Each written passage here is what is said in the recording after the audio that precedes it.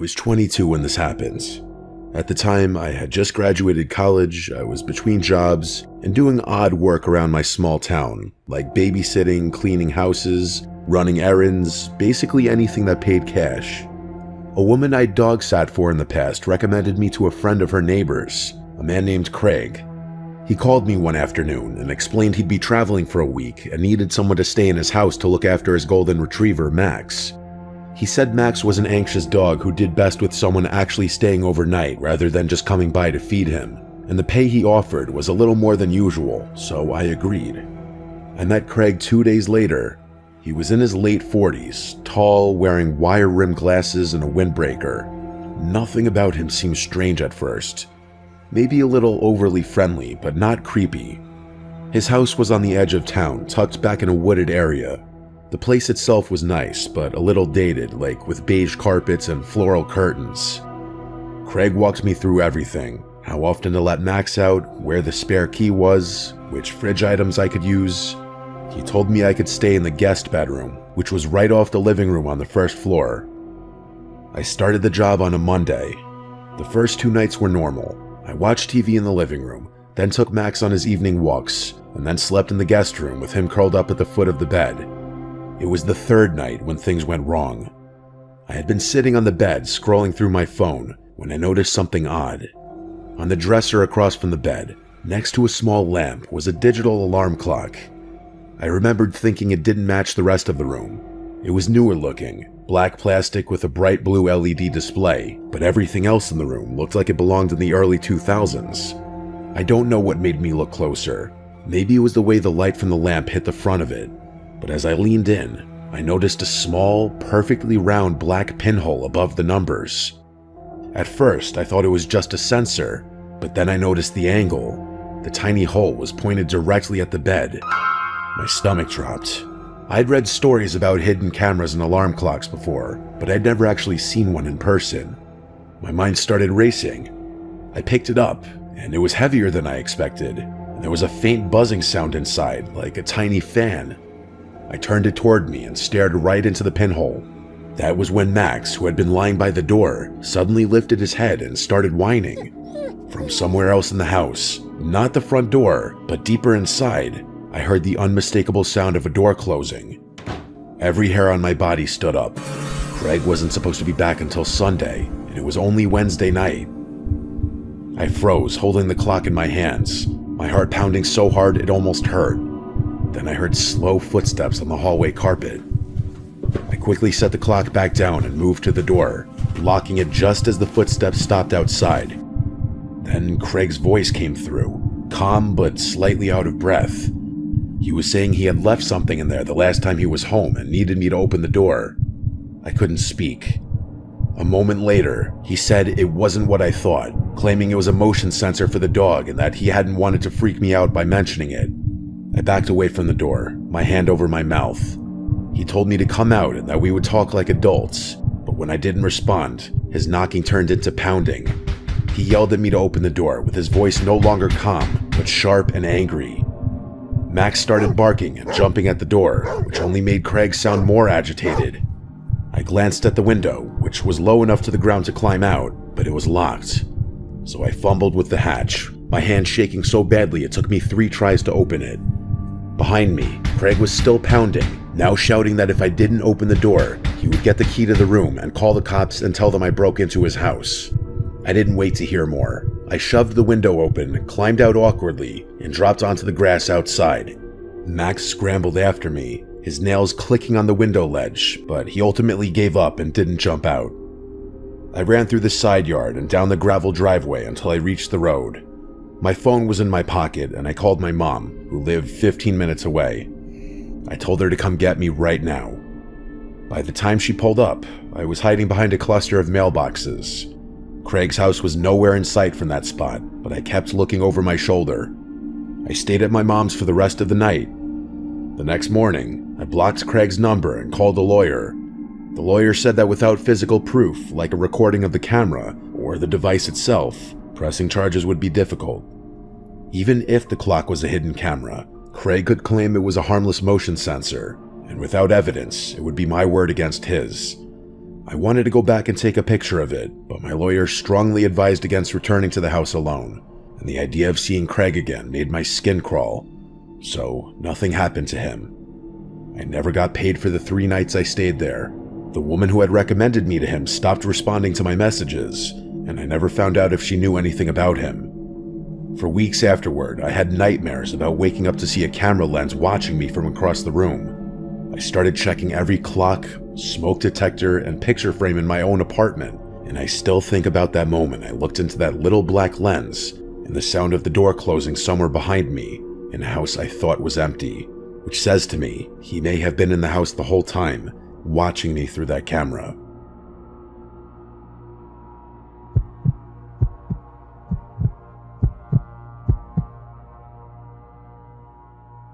I booked the Airbnb in late September, a week before my girlfriend Emma and I planned to spend a few days visiting her sister in a small town about 3 hours from where we lived.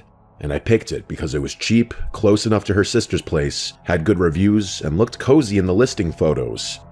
An old 2-story house with a wraparound porch, warm yellow lighting in the living room, hardwood floors that gave it a kind of storybook feeling, and one small detail in the description that I didn't think much of at the time, which was a note telling guests that the basement storage room was off limits. I'd stayed in places where the owners kept certain areas locked. It's pretty common for them to store personal belongings somewhere, so it barely registered as important. But when we pulled into the driveway just before sunset on the first evening, the place looked a little more weathered than in the photos, and there was something about the fact that it stood alone with only one other house in sight, a good distance away, surrounded by dark tree lines and a narrow road leading in, that it made me think twice. The host, Alan, was waiting for us on the porch before we'd even gotten out of the car. He was tall but slightly hunched, maybe in his late 50s, with thin gray hair combed neatly over his head. He was dressed in a perfectly pressed flannel shirt tucked into his jeans. He smiled, but it was the kind of smile that didn't quite reach his eyes. It made me think of Mr. Beast, a little too practiced. His eyes lingered on us just a bit too long when we shook hands, and though his voice was friendly enough, there was a subtle firmness to it when he began showing us around. He led us through the front door into a hallway that smelled faintly of dust and something sweet, almost like candle wax, though I didn't see any candles. The living room had a big couch facing an old television. The kitchen looked clean but dated, and when we went upstairs, the single bedroom had a large bed under a ceiling fan and a small dresser with a mirror. Then, when he came back down, Alan stopped at a door near the kitchen and tapped a heavy padlock hanging from it. He told us in a more commanding tone that that door stayed locked, that it was his storage space, and that there was no reason for us to go down there for anything. He didn't smile this time. He just moved on to point out where the extra towels were in the bathroom before wishing us a pleasant stay and heading out the front door. After he left, Emma and I unpacked, made some tea, and sat outside on the porch for a while, listening to crickets and the occasional rustle of leaves in the trees. By the time we got into bed, the quiet was almost unnerving. No traffic, no distant voices, just pure silence. Sometime after midnight, I thought I heard a faint, dull thud from below us. I paused and listened for more, but it didn't come again, so I told myself it was probably the house settling. The next morning, we got breakfast in town, explored a few shops, and met up with Emma's sister for lunch. We stayed out until just after dark, then went back to the house to make dinner and watch a movie. Around 2 in the morning, I woke up to use the bathroom. As I headed back toward the bedroom, I froze halfway up the stairs when I heard a dragging sound from the basement, like something heavy being pulled across a rough floor. It lasted maybe 5 seconds, stopped, and then started again. My first thought was that maybe Alan had come back for something, but he had told us he wouldn't be around at all during our stay. I stood there listening until it stopped, then went into the bedroom and asked Emma in a whisper if she was awake. She said she was, and that she heard it too. We stayed awake for another half hour, but the sound didn't return. The second night was worse. We'd spent the day hiking and were exhausted, but sometime around 2:30 a.m., the noises started again. Not dragging this time, but footsteps. 4 or 5 in a row, then a pause, then 3 more, each pause lasting long enough to make me think that whoever or whatever it was listening. Emma whispered that she thought she heard breathing between the steps. My heart was pounding, but I didn't want to get up and risk making a noise. So we just lay there, eyes wide open, staring at the ceiling until morning. By the third morning, the atmosphere in the house felt different. We still went out and did touristy things, but whenever we came back, it was like a heaviness settled over the rooms. I decided to check the basement door during the day. It was still locked, but when I leaned closer, I thought I could smell something faint and unpleasant, like stale, damp air mixed with a hint of something sour. That night, the noises began earlier, around midnight. First came a faint metallic clinking, like metal tapping against something hard. Then the footsteps again, going on and off for nearly an hour. Emma barely spoke to me before bed. The fourth night was the breaking point. While getting ready for bed, Emma stopped brushing her hair and asked me if the smoke detector above the bed looked strange. At first, I didn't see it, but when I stood on the bed to get a closer look, I saw a small, perfectly round black dot in the middle that was shinier than the surrounding plastic. A bad feeling hit me immediately. I grabbed a chair, unscrewed the detector, and inside was a small battery-operated camera with its green light on. Emma sat on the bed pale and silent, while I searched the rest of the room and found another small lens poking through a hole in the wall near the dresser mirror, both aimed directly at the bed. That was the end of it. We shoved our stuff into our bags without bothering to fold anything, and we left the house without speaking to the host, driving to the nearest gas station to call the police.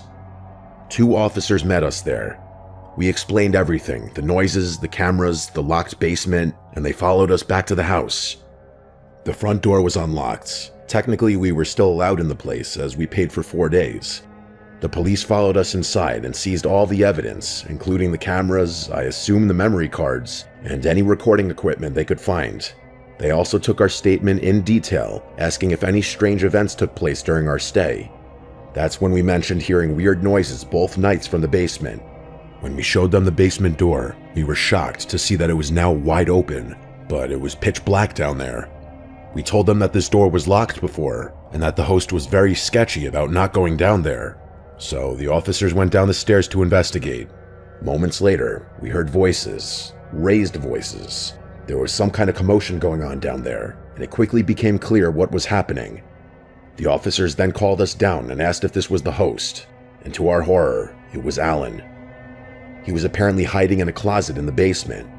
In this closet was a monitor, which we could only guess was being fed the footage from the basement. The police seized this as well. Alan was placed under arrest almost immediately, and he was charged criminally by the state for criminal trespass and invasion of privacy. We didn't have to testify in court or anything. The police just sent our statements to the prosecutor, I believe. Airbnb basically bribed us with a voucher in hopes that we wouldn't share our bad experience. We took the voucher, obviously, but that hasn't stopped us from telling people about this horrific experience. It's really been something that's had a lasting effect on Emma and I. We don't trust rentals or Airbnbs anymore, and lately just stick to hotels.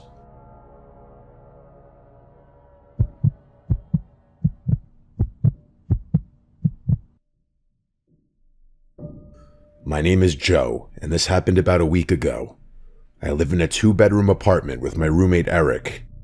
I didn't know him before moving in. We met through a Facebook housing group. He seemed normal enough when we first met to check the place out. He was quiet, polite, and kind of awkward, but not really in a bad way. At the time, I thought that would be a good thing because I wasn't looking for a best friend, just someone responsible enough to help pay rent and not trash the place. For the first couple of months, it was fine. We had opposite work schedules. I worked a regular 9-to-5 office job, and he worked at some warehouse on the late shift. Because of that, I barely saw him. Most of the time when I was leaving in the morning, his door would be shut, and at night when I came home, he was usually gone. We'd cross paths once or twice a week, usually just exchanging a few words in the kitchen or living room. It was nothing special, but it worked. Then I started noticing little things in my room that made me feel off. The first time it happened, I came home late and saw that my closet door was open.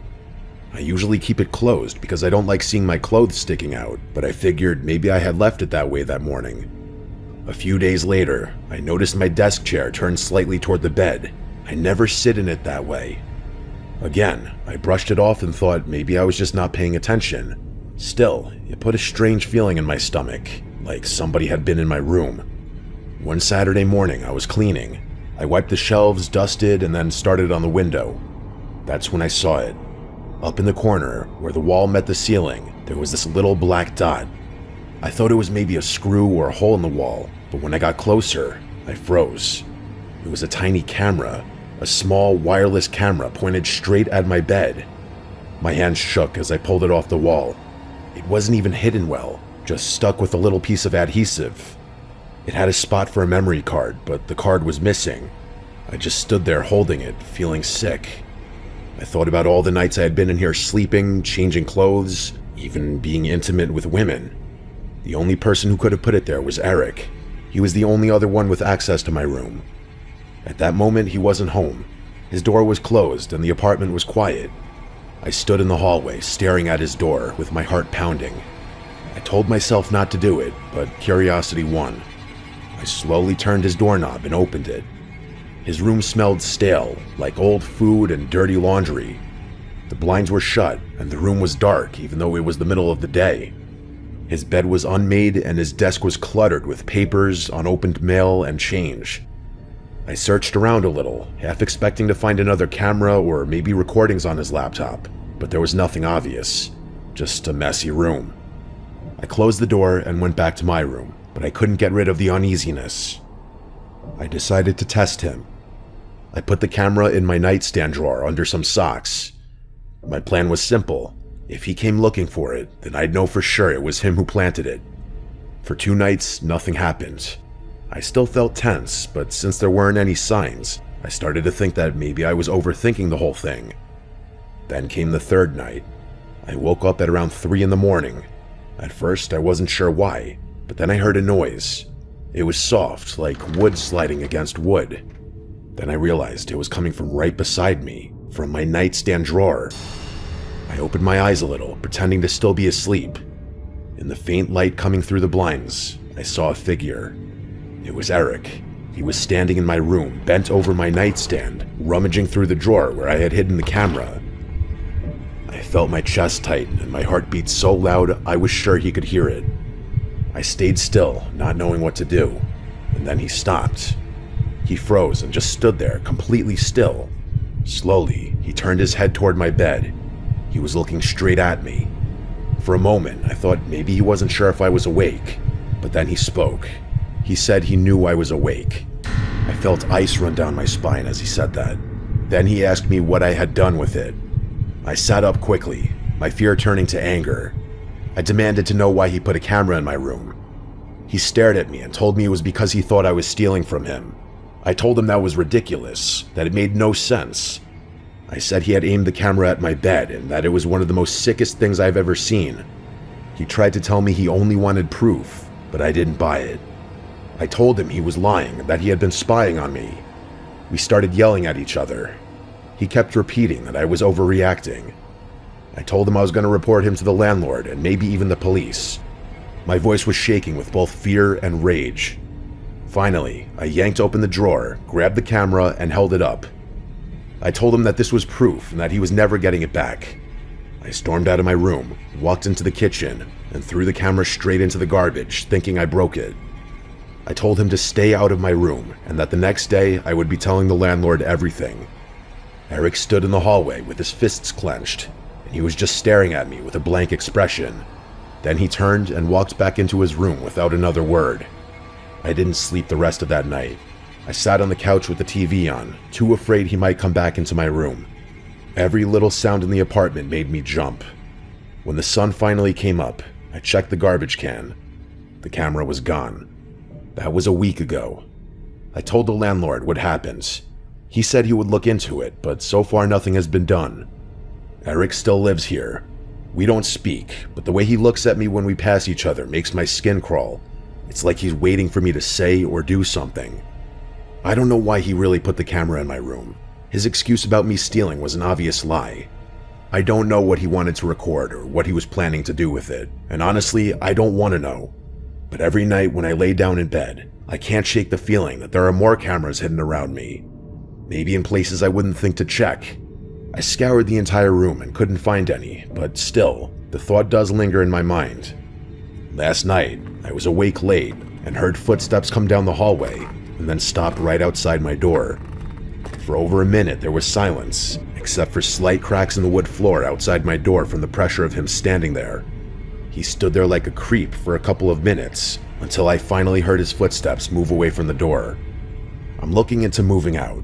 I'm also trying to figure out if pressing charges for invasion of privacy or something is feasible, considering I didn't even think to take a picture of the camera or record the confrontation or anything. I don't even have any texts from him admitting to placing the camera there. I've got literally nothing. But anyway, wish me luck in this situation, because I'm not sure what the outcome will be.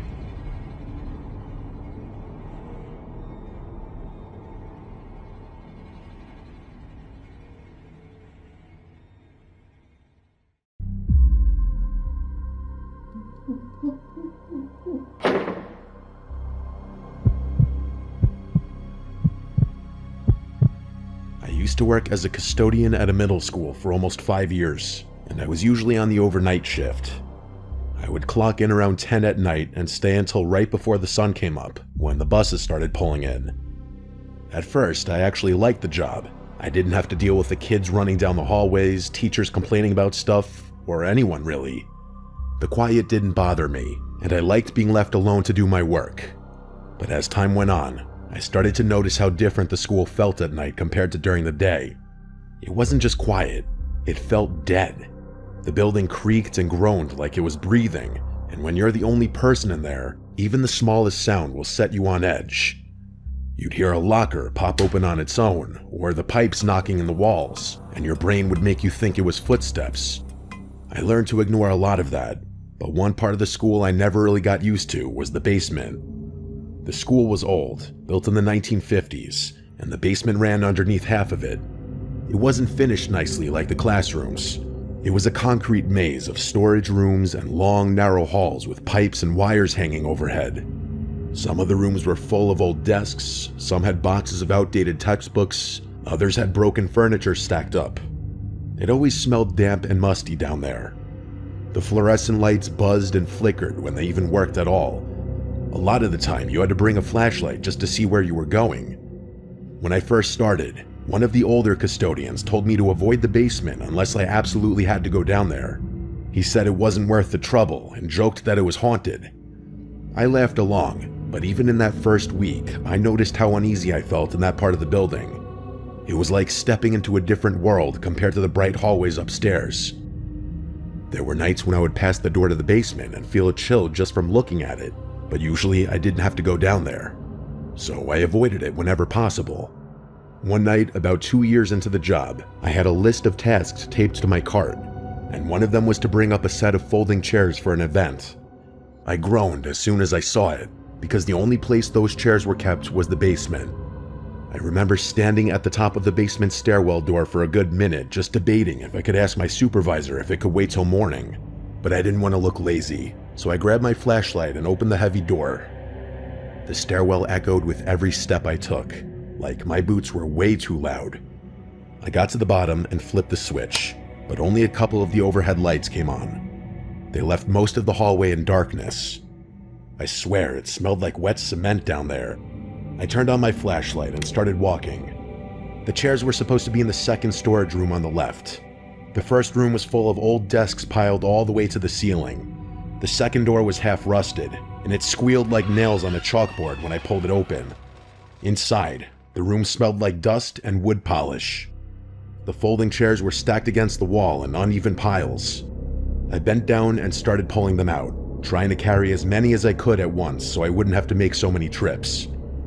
I had just picked up 4 when I froze. From somewhere out in the hallway, I heard a soft dragging sound, like someone was slowly sliding their shoe across the floor.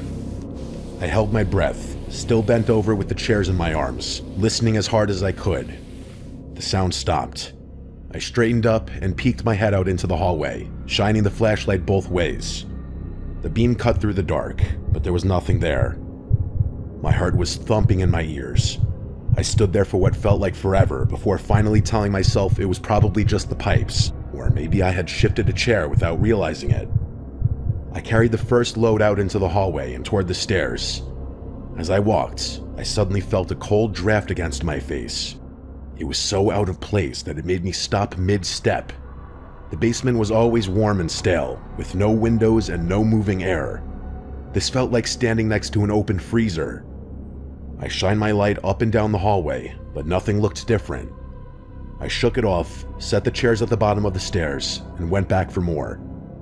When I walked into the storage room again, something felt off. The stack of chairs looked different somehow, like they had shifted while I was gone. I frowned at them, trying to remember exactly how they'd been leaning. I finally told myself I was just being paranoid and picked up another load. This time, as I turned to leave, I heard it again, a thump followed by a scraping sound. It came from farther down the basement hallway. My flashlight beam shook in my hand as I aimed it that way. About 20 feet down, one of the classroom doors that should have been closed tight was cracked open. My stomach dropped. I knew I hadn't touched that door. The school was locked up every night, and no one was supposed to be there except me. I stood frozen in the doorway of the storage room, staring at that cracked door. Every part of me screamed to drop the chairs and run upstairs, but I just stood there. I told myself maybe the door had come loose, or maybe when I opened another door, the air pressure had shifted. I clung to those excuses like a lifeline. I carried the chairs quickly to the stairwell, then came back with my flashlight in one hand, empty-handed this time. The cracked door was still there, open just enough for someone to peek out. My throat went dry. I crept toward it slowly, each step echoing. When I was close, I called out, "Hello, anyone down here?"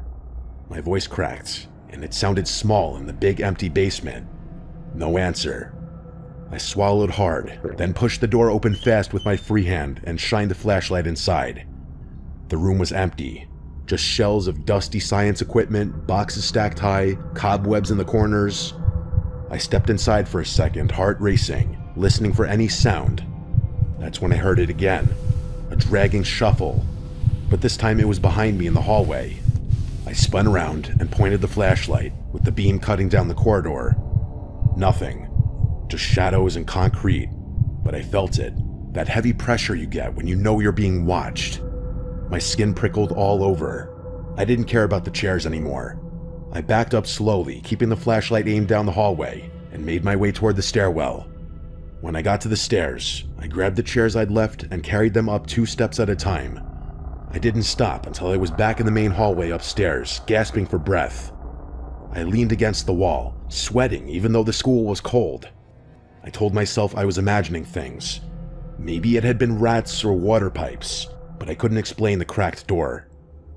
I locked the stairwell door behind me, even though I wasn't supposed to, and I didn't go back down for the rest of the night. A week later, I was mopping the hallway right above the basement stairs when I heard it again. 3 loud bangs, evenly spaced, like someone hitting the wall with their fist. The mop slipped out of my hand, water dripping onto the tiles. I froze and listened. Then I heard the basement door rattle like someone had shoved it from the other side. My blood went cold. I didn't open it. I stood there, gripping the mop handle until the sound stopped. After that, I refused to go down into the basement alone. If anything needed to come up, I'd wait until another custodian was there. I never told the others what I heard, because I knew they'd either laugh or tell me it was the so-called ghost. But I know what I felt, and I know what I heard. To this day, when I think about those slow dragging footsteps behind me, I feel sick to my stomach.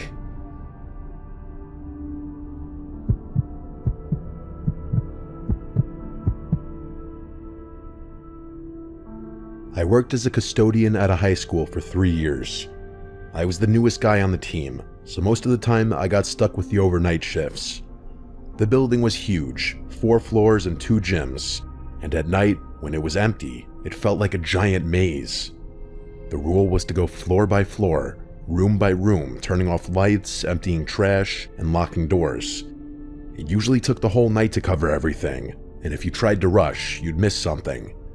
One Friday night, I was working alone because one of the other custodians had called out sick. Normally, we worked in pairs, so I wasn't used to being the only one on duty. At first, the shift was normal. I started on the first floor, emptying trash cans, wiping down surfaces, and mopping the hallways.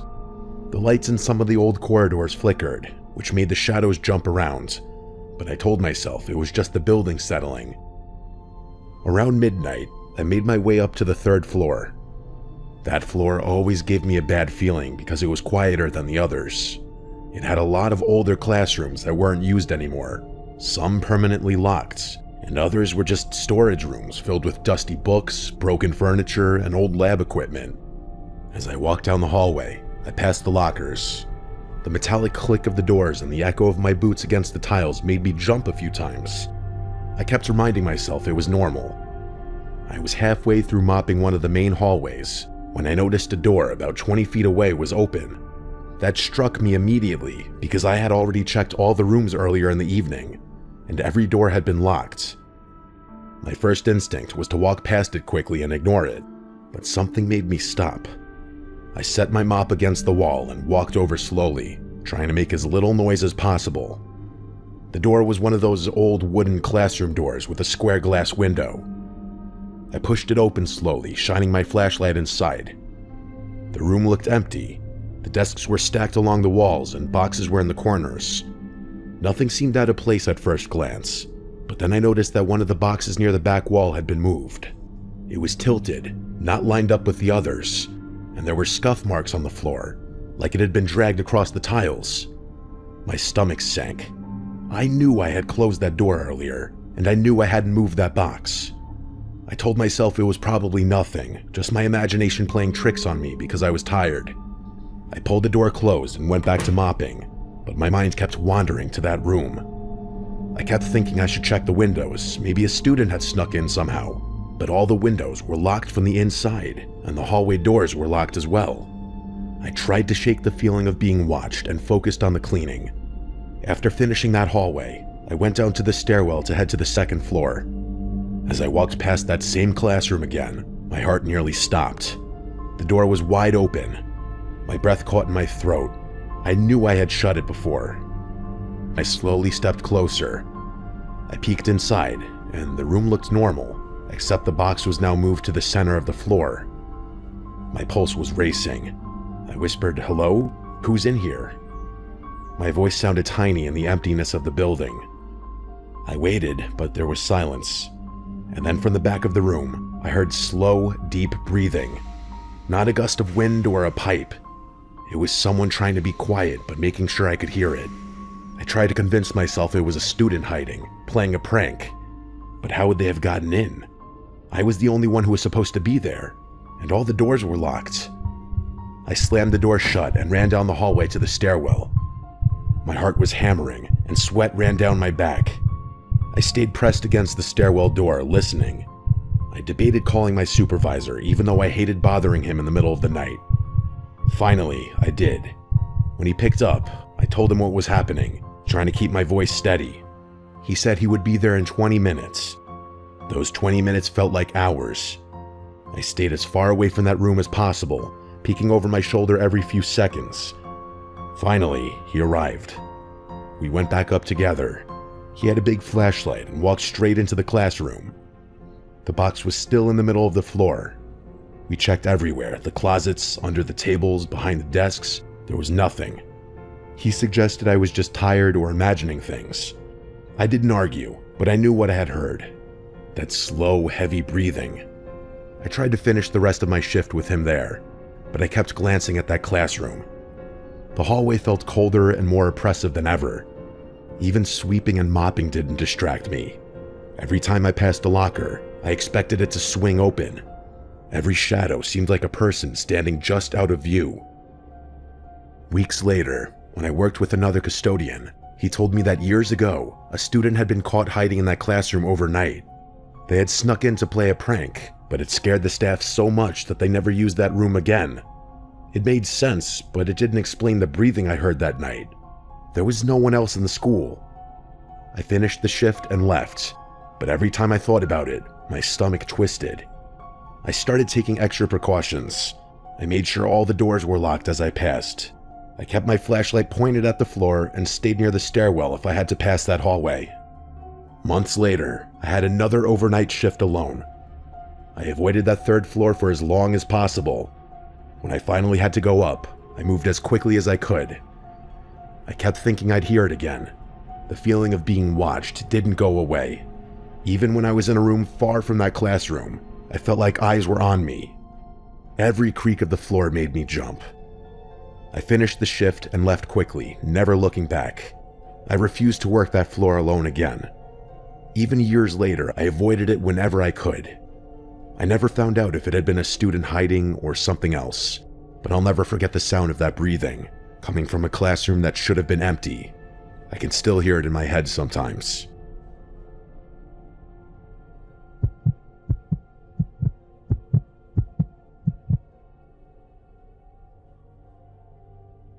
I worked as a night custodian at an old high school for 2 years.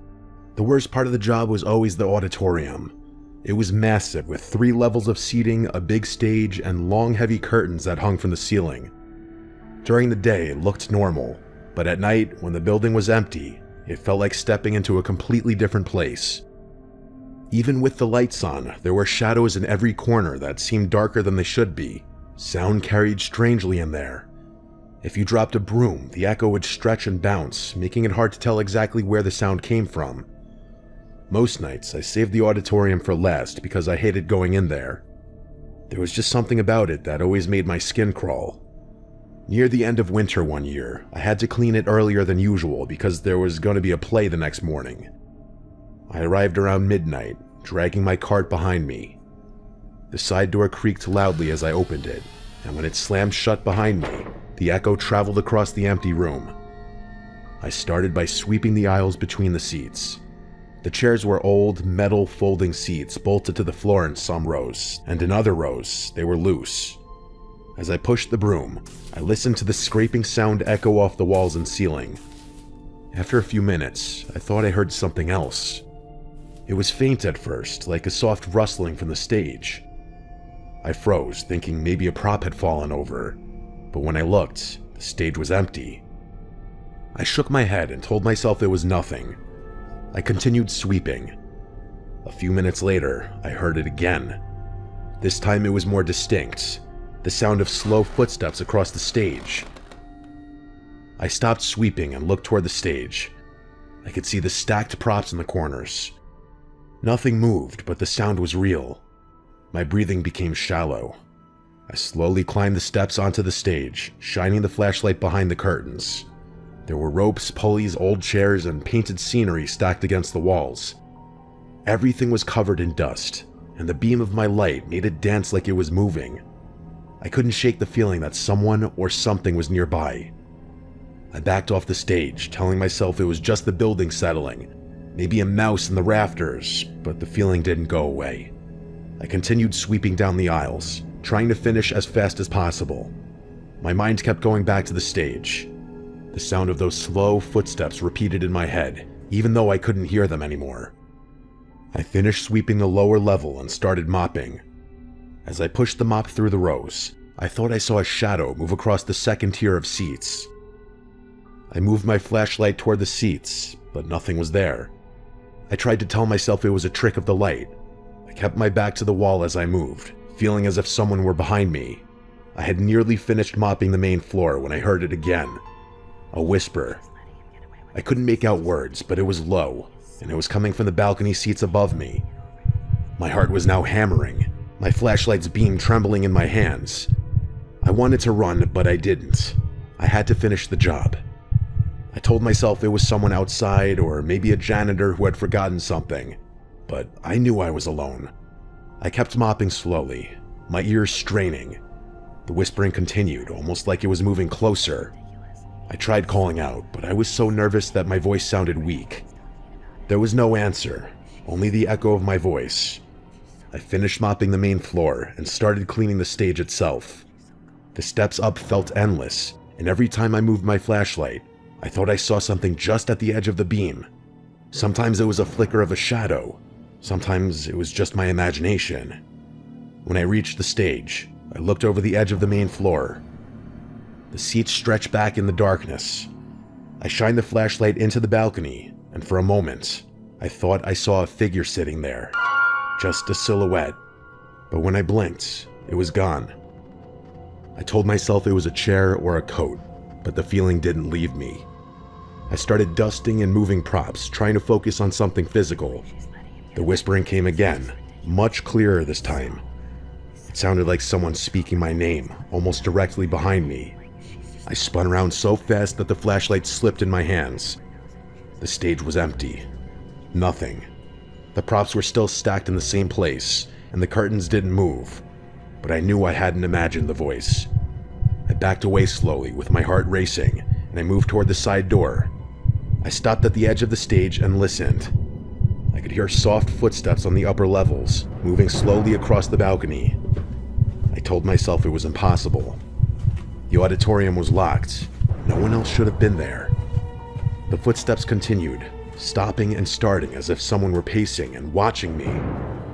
I finally ran to the door, grabbed the handle, and pulled it open.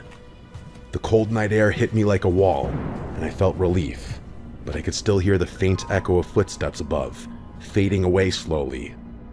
My hands were shaking so badly I could barely lock the door behind me. I leaned against it, catching my breath, feeling the sweat running down my forehead. I didn't go back inside that night.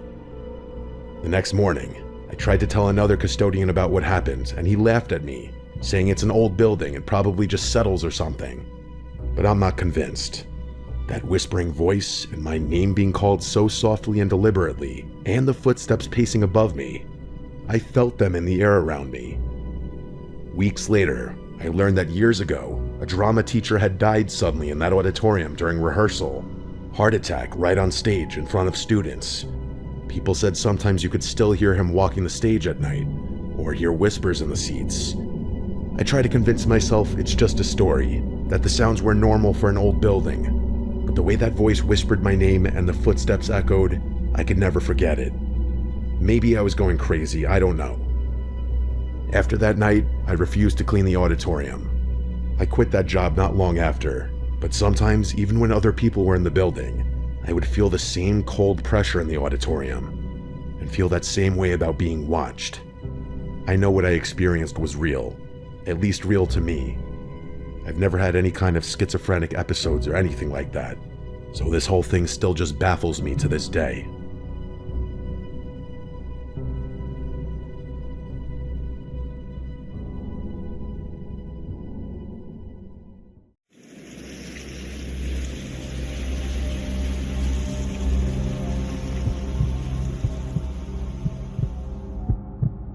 It was October 1st. That fresh autumn breeze was in the air. It felt like fall, my favorite season. It was my boyfriend Carter and I's first fall living together in our new home. I wanted to surprise Carter by decorating the place with fall and Halloween-themed decorations before he got home from work one day. I thought it would be cute. I bought a few things from a nearby Marshall's and a few other stores, and I also looked on different apps and websites, most notably Facebook Marketplace. I simply typed in fall decorations, and one listing really caught my attention. It was a picture of a big green plastic container, which contained a bunch of fall decorations. I clicked on it for more details, and more or less it said, "Everything must go, entire container of fall-themed decorations for sale for cheap." The price was only $20. It was a steal if that entire big container was full of decorations. At the bottom of the ad, it also said, "Selling other stuff, clearing out house, everything must go. Check my profile." So I clicked his profile and looked at some of the other listings he had. There was a weird assortment of things this guy was selling. An allegedly new iPhone for $700, a few articles of women's clothing, and Christmas decorations. There were others, but I didn't go through all of them. The profile itself was kind of low-key. Everything was private. The man's name was Cody, and his profile picture was a close-up of a gray trucker's cap on a guy's head, but his face was covered by the brim of the hat. The cover photo was a blurry photo of a lake. I messaged the profile, and he replied instantly. I asked what kind of decorations were in the container, and he said all sorts. Tableware, outdoor decorations, etc. So I excitedly told the man I would come by them today if he were available. He confirmed he would be around later on, closer to 9 p.m., as that's when he'd get home from work. He sent me an address. I looked up the address on Google Maps Street View. It was not in the best town, honestly, but the house looked completely normal. 2 cars in the driveway in the Street View picture, lawn kept nice, so I agreed to meet. I had my friend Sally come with me just to be safe. I went to pick up Sally across town, and we were off to this Cody person's house. It was a half-hour drive. Sally and I had some time to catch up on the drive there. When we got off the highway entering the town that the house was in, Sally started half joking around about how sketchy the area was. I say half joking around because I know she was saying that partially to be funny and make light of the situation, but also because everyone just kind of knows this really isn't the best town. It was dark out though, so honestly we didn't see much besides streetlights, traffic lights, and some storefronts. As we got closer, I saw my phone screen turning on as it vibrated in the cup holder of my car. At the next light, I checked my phone and saw that it was messages from Cody on Messenger. He said, "When you get here, you can come right in." I showed it to Sally and she said, "What the hell?" We both could agree that that was a bit uncomfortable and that we'd ring the doorbell anyway. We pulled up to the house and surprisingly there were no cars in the driveway. There were dim lights on in the house though that could barely be seen through the closed blinds of the windows. I messaged Cody back saying, "We're here, can you come to the front?" Sally and I both watched the house as I waited for a response. And then we both noticed at the same exact time, at one of the windows, the blinds slightly shift, indicating someone was watching us through them. Then, just as quickly as we noticed it, the opening in the blinds closed. A few seconds later, the front door opened, and Cody messaged me back saying, "I'm at the door, you can come in." It was a bit of an unsettling situation, and I was just happy I brought Sally along. The two of us got out of my car and walked closer to the front door. Before getting too close, I called out Cody's name a few times, only to get no response. Sally whispered we should leave. I took a few steps closer and said "Cody" one more time really loud, and there was no response. I turned and whispered, "Let's go," and we started walking back to the car, when suddenly I heard a guy say, "Hey, yes, I'm here, inside." We turned and saw a man at the doorway, but only about half of him. He was like peering only half of his body around the door. He waved us inside. Sally and I cautiously turned back and started walking back to the door. As I got closer, he fully opened the door, but then also walked out of view. We walked up the steps and into the house, keeping the front door open, and right away got hit with a strong scent, like that cotton scent from an old person's house mixed with something very unpleasant. We heard fast and heavy footsteps moving away into another room, followed by his voice saying, "It's over in here, come here." His voice was freakishly deep, like it was intimidating. I made sure Sally was right by my side before entering the adjacent room. We were faced with a very weird sight. A dimly lit living room with a depressing pinkish red carpet and really old looking furniture. But the smell in this room was putrid. It smelled like actual death. In the middle of the room was a red container with a green lid on top of it. There was this Cody man standing just over the container. This was the first time I got a good, clear look at the man, and he was not a friendly looking man. He invited me over to come open the container. I took note of the fact that this container was not the same color as the green container that was in the picture on the Facebook ad. It also was a completely different shape from the looks of it. I asked him to open it himself, and he said, "Well, you're no fun." That comment already had Sally and I inching backwards in the direction of the front door. But when he lifted the lid off the container and we were suddenly blasted with another putrid smell, we turned for the door and left in a hurry without looking back until we got to the car. Sally kept telling me to hurry up. By the time my car was on, all I know is the front door to the house was already closed. I don't know if he was watching us through the window again. We were gone very quickly. We never actually saw what was in that container. It was definitely not decorations though. After telling Carter about all of this, he asked for the address of the place, and I told him not to go there. He assured me he wouldn't, he just wanted to look up the house, so I gave it to him. The next day, he returned home later than usual from work, and he told me he stopped by the house, and an older woman answered the door, insisting that she lives there alone. He knew I wasn't lying though, because I showed him all the Facebook messages with the guy, which included the address. Upon looking up the records of that address, it does list the owner as a woman in her late 60s.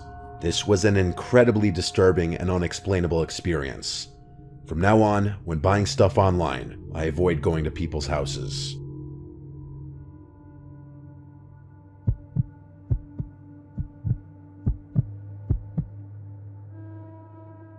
It was 2019 when this happened.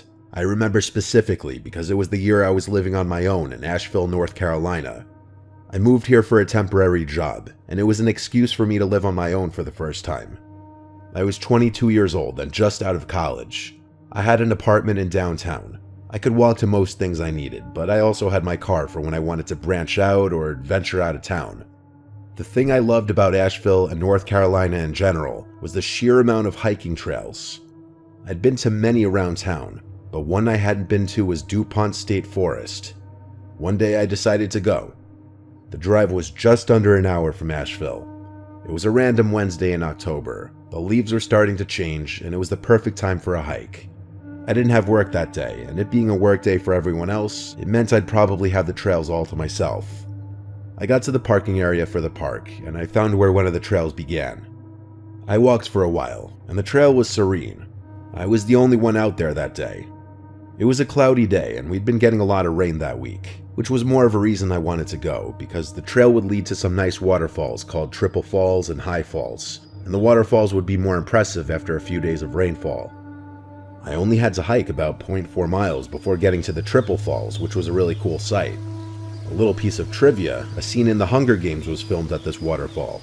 I took a few videos and pictures as I sat on a rock for a bit. I noticed a woman in the woods on the trail. She was looking at me.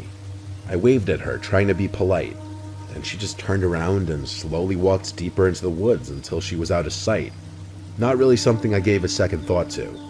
Anyway, I wasn't tired yet. I had literally just started hiking, so I didn't sit for too long. I got up and headed back to the trail. I didn't want to try climbing the rocks of the waterfall because they were incredibly slippery. I continued to ascend up the trail and eventually came to the higher point of the falls called High Falls. I took a few more videos and pictures here and sat on another dry rock for a bit. I swear I felt a sense of deja vu when I saw that woman again in the woods by the trail. Once again, she was staring me down. I didn't wave this time. I instead looked down at my phone, pretending not to notice or care. I couldn't help but glance up after like 10 seconds, and now she was gone. If I had to guess, the woman was like 55. She had short, grayish blonde hair from the looks of it. But again, she was pretty far away, so this was all just what I saw of her from a distance. I didn't see which way she went, but whatever way it was, I wanted to go the opposite. I kept walking the direction I'd been walking, and eventually came to another landmark of the trail, the covered bridge. I once again stopped here to take a scenic video and a few photos. I drank a bit of my water, and then looked at the end of the bridge from the side I had just walked from. I saw that woman. I swear I didn't see her there before I started taking videos and pictures. I also didn't hear anyone walking behind me. She was once again staring right at me as if I were doing something wrong. I was getting annoyed. I started walking over to her and said, "Excuse me," but she just turned around and started walking away. Actually, the speed at which she was walking away for someone at her age was unsettling. I almost felt concern at the possibility that she may have been somebody with special needs that needed help, but I didn't convince myself to go chasing after her. I just leaned on the edge of the bridge for a few minutes before deciding to turn back. I had already been hiking for about 45 minutes, and it would take another 45 to get back down to the car. Walking back down the trail I came, in the direction that woman had gone, I passed a younger woman walking her dog. So I decided to stop her and ask if she'd seen an older woman pass by. She said no, and just trying to make conversation about it, talk to somebody about it, I told her how I kept seeing that woman popping out of nowhere and looking at me, then just walking off. She laughed and said that's really strange. I didn't want to take up too much of her time, so after we both shared a laugh about it, I continued on my way. The entire way down the trail, I grew a bit paranoid that I'd see that woman lurking around in the background somewhere again, but all was quiet on the way down. I passed one other person who gave me a friendly smile and a nod. Other than that, I made it back to my car undisturbed. Later that day, I went on a date with a girl I was seeing there. We went to our favorite local bar to get some pumpkin spice beers and watch baseball. I told her about the woman on the trail, and she found it amusing, because honestly it did sound funny. After that, I went home.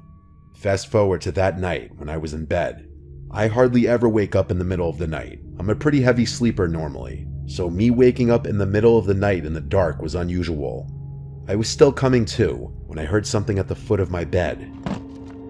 I looked up and saw the figure of a woman at the foot of my bed. I felt as though my insides had just fallen out of my body.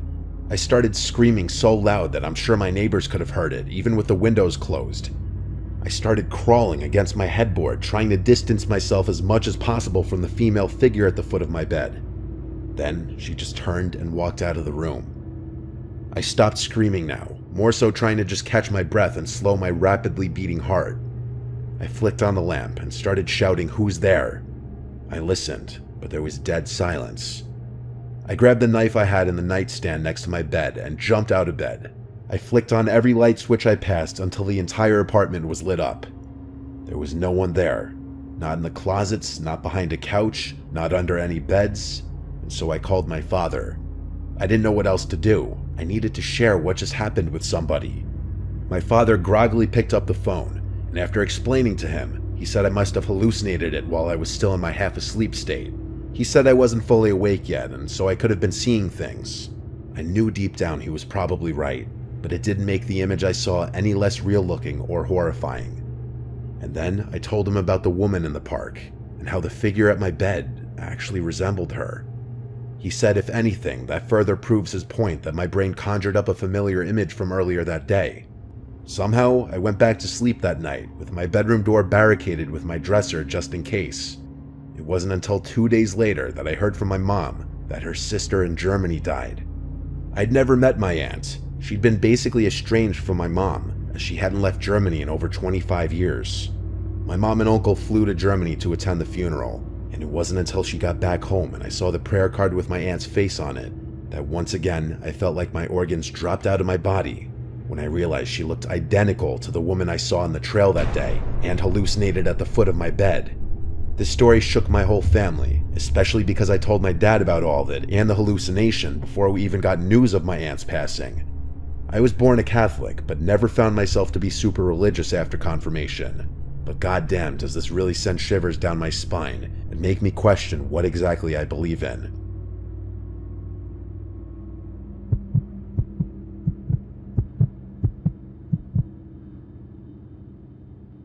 My friend Carlos and I like to do stupid things together. We've been friends since we were 10, and when we were 21, we became roommates. We lived in Brunswick, Georgia, where we grew up. A little coastal town that had its pros and cons, but overall was an okay place to grow up. But it got boring as we entered our 20s. Anyway, that's neither here nor there. While we did live there, we knew about a creepy looking house that differed from the rest of the houses in town, in that it looked like it was built in a different century. It had long been abandoned, and we and our friends would make up stories about its history. It was mid-October, and everyone was in Halloween mode. People were doing Halloween-themed activities like haunted houses and corn mazes and such. We thought it would be fun one Friday night to go break into that house and explore. So after we were both home from our jobs, we both grabbed baseball bats to bring with us, stopped for some fast food and beers on the way, and drove to the house. We parked all the way down the road just not to be suspicious. The houses around there were not that close together, so each property was pretty big, which meant we were less likely to get caught snooping around. We both grabbed a couple beers each and threw them in our backpacks. Not sure why we thought we were going to drink in there, but along with that, we stuffed our baseball bats into the sides, just so no one would see us walking around with baseball bats in our hands late at night looking like trouble. We quietly walked down the street, just whispering to each other. It took less than 5 minutes to get to the house. It was so dark on this part of the street because this house, along with the house across the street, had no lights on. There weren't any street lights on this street. Whatever light there may have been would have had to come from one of the few houses with their lights on. From here on, we used our flashlights we brought. The front lawn had a bunch of dirt patches, and the patches of grass were overgrown. Lots of weeds everywhere, it seemed. We walked around to the backyard to look for an entry point because doing that out front seemed stupid for obvious reasons. Shockingly, the back door was already unlocked. The place wasn't boarded up or anything. The back windows weren't even smashed. We knew that the place was abandoned though, everybody did. We walked right in. Navigating inside of there would have been impossible had it not been for our flashlights. The house was bigger than some of the neighboring houses, yet the inside felt very cramped. Like there were a lot of rooms, but they were smaller, almost giving the house a maze-like feeling. Carlos stepped into another room away from me, and at that moment I was alone. I heard his voice say from another room, "Yo, there's still furniture everywhere." I responded, "Yeah, this place must have been abandoned in a hurry." Everything seemed ancient, like furniture in my grandma's house, only not used in years. I walked around the first floor some more and came to a tiny corridor with a few doors that led to bedrooms. I entered one of the bedrooms, and it was incredibly cramped. The bed took up 80% of the room. I went through some of the drawers in the dresser, but they all seemed like they'd already been gone through. Same with the closet. Anything left behind besides this old furniture just looked like junk. I heard Carlos say he's going upstairs. I said back, okay. We were speaking at a volume that was just loud enough for each of us to hear. After checking out the other bedroom down on the first floor, which was equally cramped, I went back out to the corridor. There were 2 other doors, one that led to a bathroom, and then when I opened the final door, I was looking down a long stairway to a basement. I decided, fuck it, I'm walking down. I started descending the steps, each step squeaking and cracking under my weight. I got about halfway down the steps when I realized there was a faint glow coming from down there. I turned off my flashlight, and yes, there was still a little faint glow coming from down there. I should have turned and left in that moment like any normal person, but I do stupid things. Like I die first in a horror movie most likely. I continued down the stairs with my flashlight off, and when I got to the bottom, I looked around the wall separating the stairs from the rest of the basement, and I saw what was just barely lighting up the room. It was 2 tall candles sitting on a table, but that wasn't the first thing I noticed. What I saw first was what was next to that, and it was some kind of sofa rocking chair, and it was rocking. Someone was seated in it. It was facing away from the stairway. All I could see was a hand on one of the arms of the chair. I had to get out of there. I started going back up the stairs as quietly as I could, with each crack and squeak causing me to cringe in fear. I was halfway up the stairs now. I looked back down and could still see the faint glow of the candles, so I continued as quietly as I could. I was almost to the top, and one stair creaked especially loud. I paused for a moment, clenching my teeth so hard. I proceeded up the final steps and made it to the top. I turned to shut the door, but I noticed it was pitch black down there now. The thought of the candles having been put out sent a shiver down my spine. I quietly closed the door, and then I tiptoed around this cramped maze of a house until I found the stairway going upstairs. I stood at the bottom of the stairs and quietly called up to Carlos. He wasn't responding. I sighed and started quietly going up the stairs, repeating Carlos's name. Still no response. I had to go all the way up to the top of the stairs, repeating his name, and he still wouldn't respond. So I said, "If you're trying to scare me, stop joking around. There's someone in the basement. We need to get out of here." That got his attention because he stepped out from a dark room and asked if I was serious. I told him I'd explain outside, but that I'm not kidding. He followed me down the stairs. I was trying less so to be quiet now because I just wanted to get out of that house. We were heading back to the back door where we entered, but when we passed the corridor with the basement door, we both saw the silhouette of a man standing in front of the door. The time for sneaking around was over. I kept repeating just go as we booked it outside and ran for my car. We made it to the car in like 30 seconds. I was already winded by the time we made it back. I backed the car off that street and started driving us home. In the car ride was when I explained in detail what I saw. All Carlos kept saying was, "Yo, what the fuck?" to everything I said. He was in just as much disbelief as me. So while no, I don't think anyone legally lived in that house, I do think someone was squatting in there, down in that basement.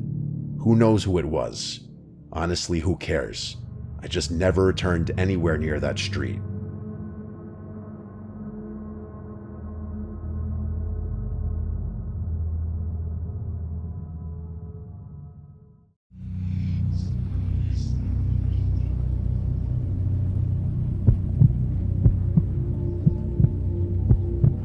When I was around 12, I had the one bedroom in the house that wasn't on the second floor. My parents' house was a high ranch, so when you entered the house, it split off to 2 floors. One half flight of stairs going upstairs and one downstairs. The downstairs level had the den, the garage, my bedroom, and a bathroom. The other 3 bedrooms in the house were all upstairs. Since I grew up the oldest and the only boy in the house with 2 sisters, I got the room downstairs because it was the biggest and technically the coolest room. After I turned 10, my parents gave my twin bed to my little sister and I got a full-size bed, which was a bit of an upgrade because the room was big and could certainly fit a bigger bed. When I was 12, my little sisters were around 5 and 8, so at this age I would be allowed home alone, but my 5-year-old sister wouldn't be left alone with me, and my 8-year-old sister would only be left alone with me if my parents weren't going to be gone for too long. If they'd be gone for longer periods of the day, then one of my parents would take both of my sisters. For this short period of time, I'd say like 3 nights in a row, maybe a little more, I was waking up in the middle of the night for no reason, and I'd have trouble falling back asleep.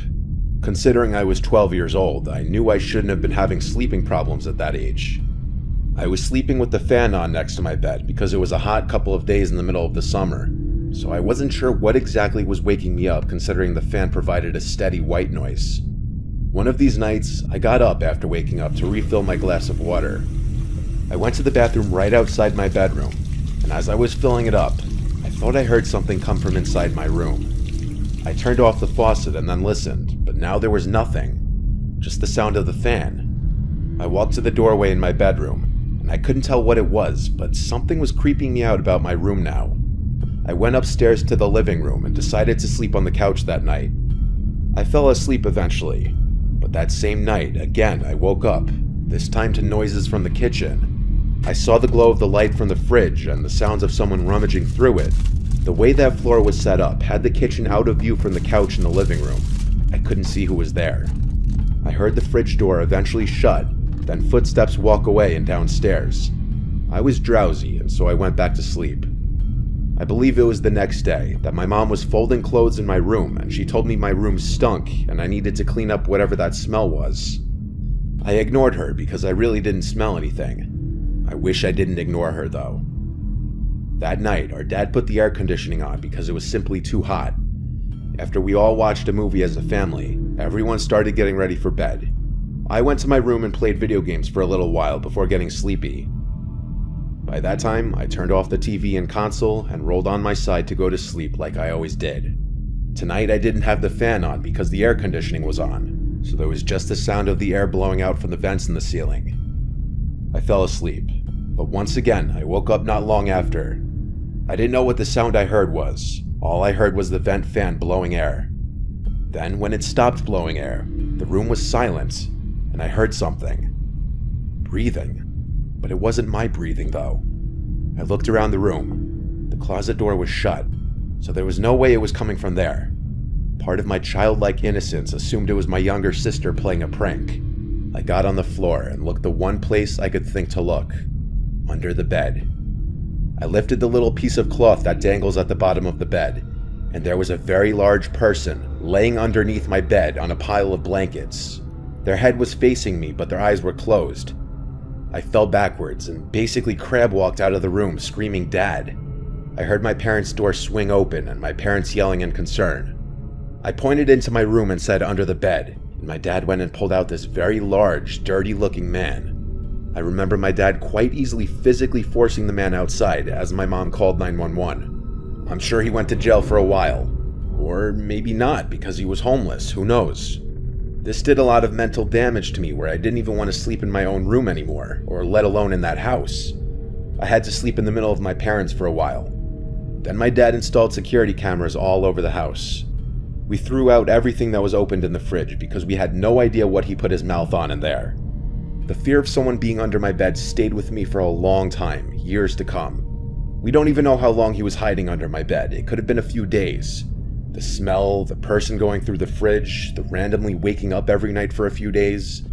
Whether he meant harm or not, having someone hiding under your bed is every child's biggest nightmare.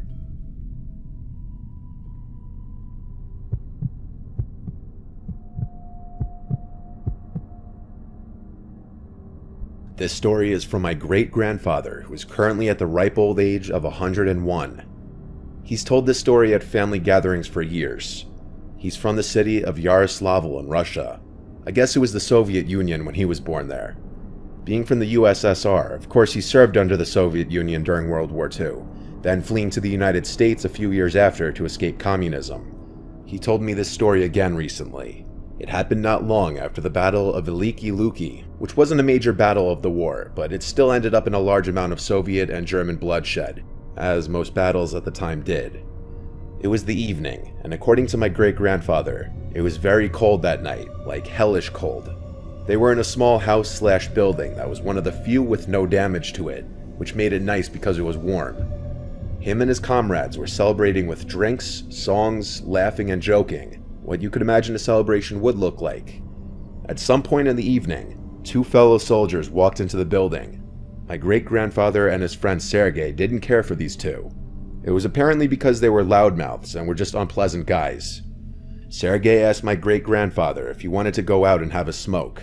He agreed, and the 2 put on their heavy coats and walked out into the freezing cold air. My great-grandfather pulled out a cigarette, as did Sergei, and then he lit both of their cigarettes. They were talking for a while, both enjoying their cigarette and basking in the glory that came along with winning the battle that had been going on for about 2 months. After my great-grandfather finished his cigarette, they were both about to go back inside when they heard what sounded like a man scream from the woods in the distance. Fearing that it was the scream from one of their comrades, possibly being attacked by a patrol of pissed-off Germans, they went back inside quickly and grabbed their guns. Because of the fact that there might be armed Germans, they got a bunch more of their fellow soldiers to run into the woods with them. My great-grandpa mentioned that as he got deeper into the woods, he started to get a weird feeling, like dread and fear.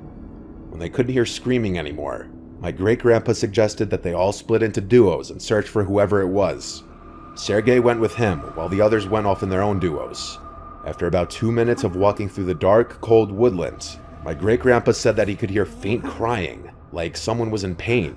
Sergei heard this too, so they walked to where they heard the crying sounds.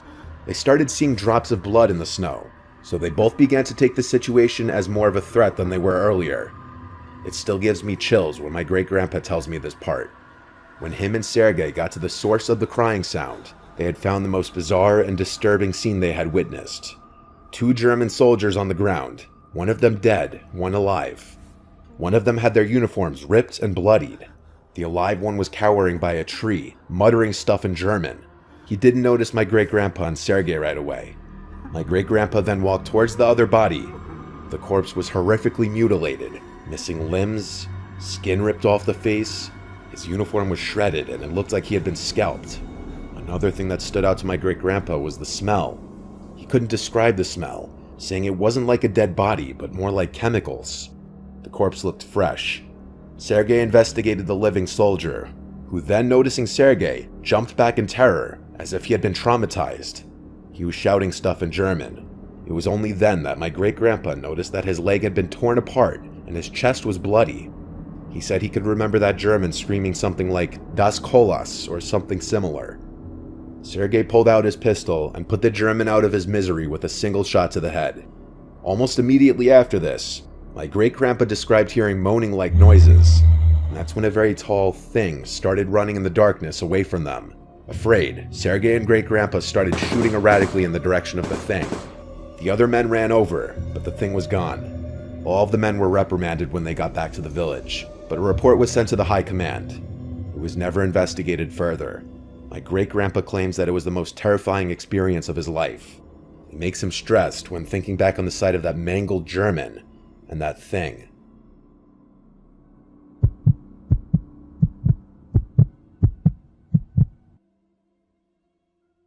This happened when my fiancée Morgan and I just moved into our house together in a quiet little town.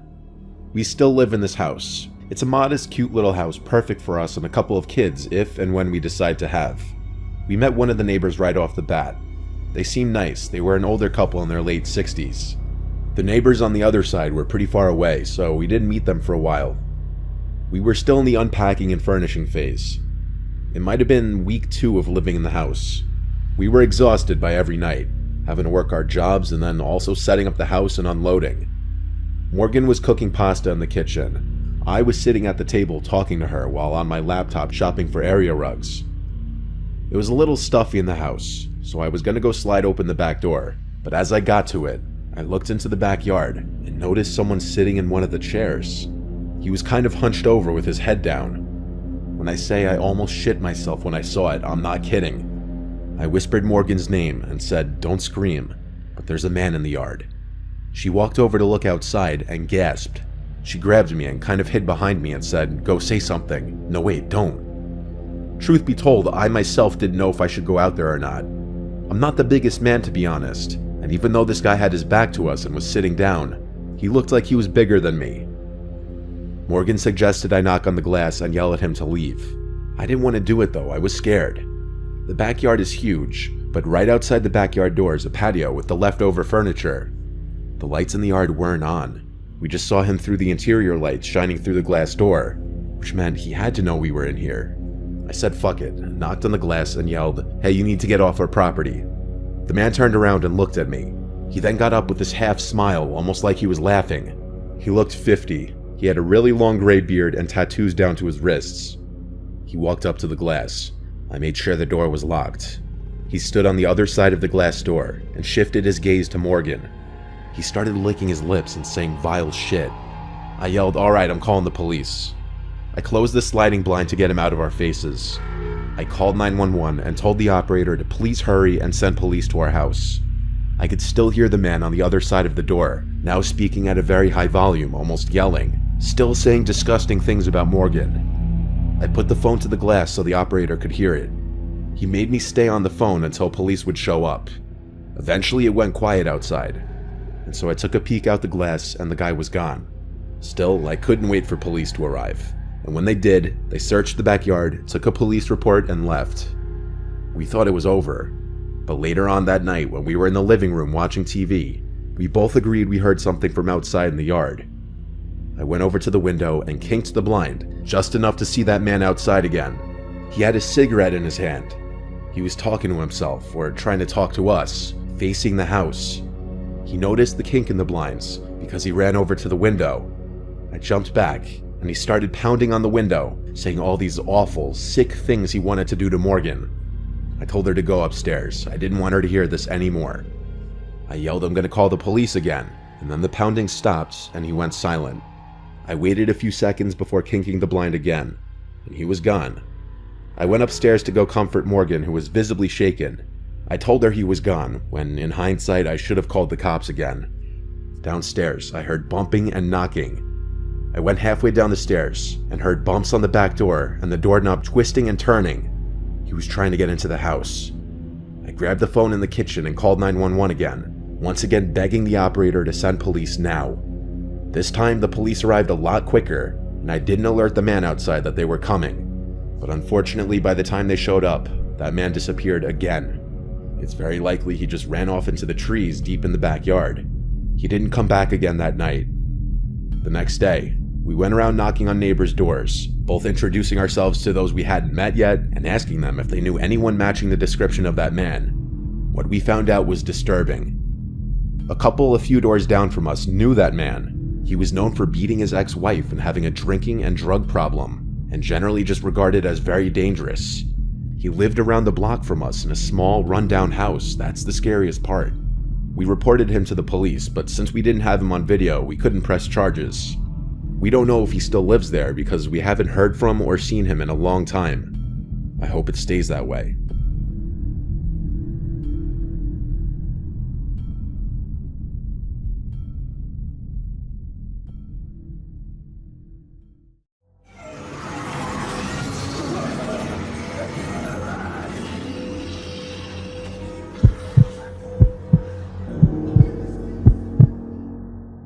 For only 2 years, there was this pop-up haunted house attraction that would open in October. It was unofficially called Haunted Hill House because there was some sign that looked like it was bought from Party City or something that was propped in front by the parking lot, and it said Haunted Hill House. The parking lot wasn't actually a parking lot at all, just grass that was designated as a parking area. This was the year they closed down, and this was the year my friends and I went. I went with Matt, Michael, and Eddie. We went on a Thursday night because we were in college and all of us had Fridays off, so it was definitely quieter than it would have been on a weekend. There was surprisingly no line for the ticket stand, and when we followed the directions to the entrance, there was only a really short line there. I'd say like 4 people ahead of me. What we didn't realize though, is that they were only letting one person in at a time. We had no idea that was part of this haunted house. If anything, this would make it scarier. We shoved Michael in front to go first. I was second to last before Eddie. Every couple of minutes, they would tell the next person to go in. When Matt went in ahead of me, I actually started to get nervous. I hadn't done a haunted house since I was a little kid and I was with my family. Then it was my turn to go in, as this woman dressed in some bloodied costume opened the door and told me to enter. I stepped through the door, and as it shut behind me, I was in this dark building, lit up mainly by small flashing lights. As I walked through, I was faced with a bunch of gruesome props of mutilated dead corpses and other pretty horrific things. Once in a while, actors dressed in horrific costumes would jump from around corners or through little holes in the walls. And just about every single time they got me, because I'd jump. I was in some dark hallway separating two rooms, when I felt something brush up on me from behind. I let out a short scream as I turned, and in the darkness I could see a tall figure in front of me. I laughed after seeing it, then something I wasn't expecting happened next. The actor started pushing me down this dark hallway. I could hardly see anything. I was going along with it thinking this was part of the attraction. I don't remember how long exactly I was allowing this actor to push me in the darkness, but eventually he stopped and I heard a door close and things went silent. I didn't know what was happening. I still thought this was part of the act, and I was definitely scared because it was pitch black. Then I felt hands grabbing me, but in a very weird way, not in a way that a haunted house actor should. I was being full-on grabbed, and so I pushed the person off and said, "Get the fuck off me, dude." I stood there in silence now. I said, "You're going too far, man. You can't touch people like that," thinking this was still just part of the haunted house act. I waited there, expecting the actor to progress me to the next part of the attraction or just do something, but nothing was happening. Enough time passed now that I knew this wasn't right, and so I took out my phone, even though they told us not to take our phones out at any time during the attraction. I turned on the flashlight and found myself in a storage room with props and janitorial equipment. But I'd be lying if I said that was the first thing I noticed. The first thing that caught my attention was the tall man, standing 3 or 4 feet away from me. He didn't look like an actor at all. He wasn't wearing a costume. He was just wearing all black with a black face mask covering half his face. I looked for the door as I said, "What are you doing, dude?" He didn't say anything. He just started making these motions with his arms as if he was acting like he was supposed to be a character. I found the door and left the room. I used my phone flashlight to navigate back down the dark hall the direction we came. When I found the next actor, who yelled at me to turn off my flashlight, I told them I was violated and assaulted by somebody who may or may not work for the attraction, and I wanted to get out of there.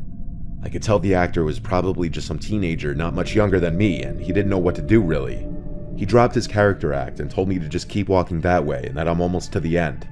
I asked where his boss would be. He said I'd have to go back to the ticket stand as the little manager's office is attached to the ticket stand. So I continued the rest of the haunted house, speed walking, making it clear I was just trying to get out. And a few minutes later, I was out. I found all 3 of my friends, who were confused how I ended up getting out last. I told them what happened, and then we all went to the ticket stand, and I asked for the manager. The worker said that he wasn't there tonight, but that he'd be back tomorrow. I told the worker about what happened, and she said she would alert the team about it. I requested my money back because of it, and she gave me back my 30. It was the next day that a girl from our college who we all knew posted on Facebook that she was sexually assaulted by someone in the same haunted house the night before, the night we were also there. This was the reason the place was eventually shut down that month. When I reached out to her on Facebook, it sounded like we had the same exact experience, only the aggressor got a lot more physical with her. She pressed charges on the owner of the attraction for, I'm assuming, negligence. The attraction staff of course swore that that man who assaulted the 2 of us didn't actually work there. I'm sure that's the truth, but I don't understand how they didn't have proper security measures in place to prevent something like this from happening.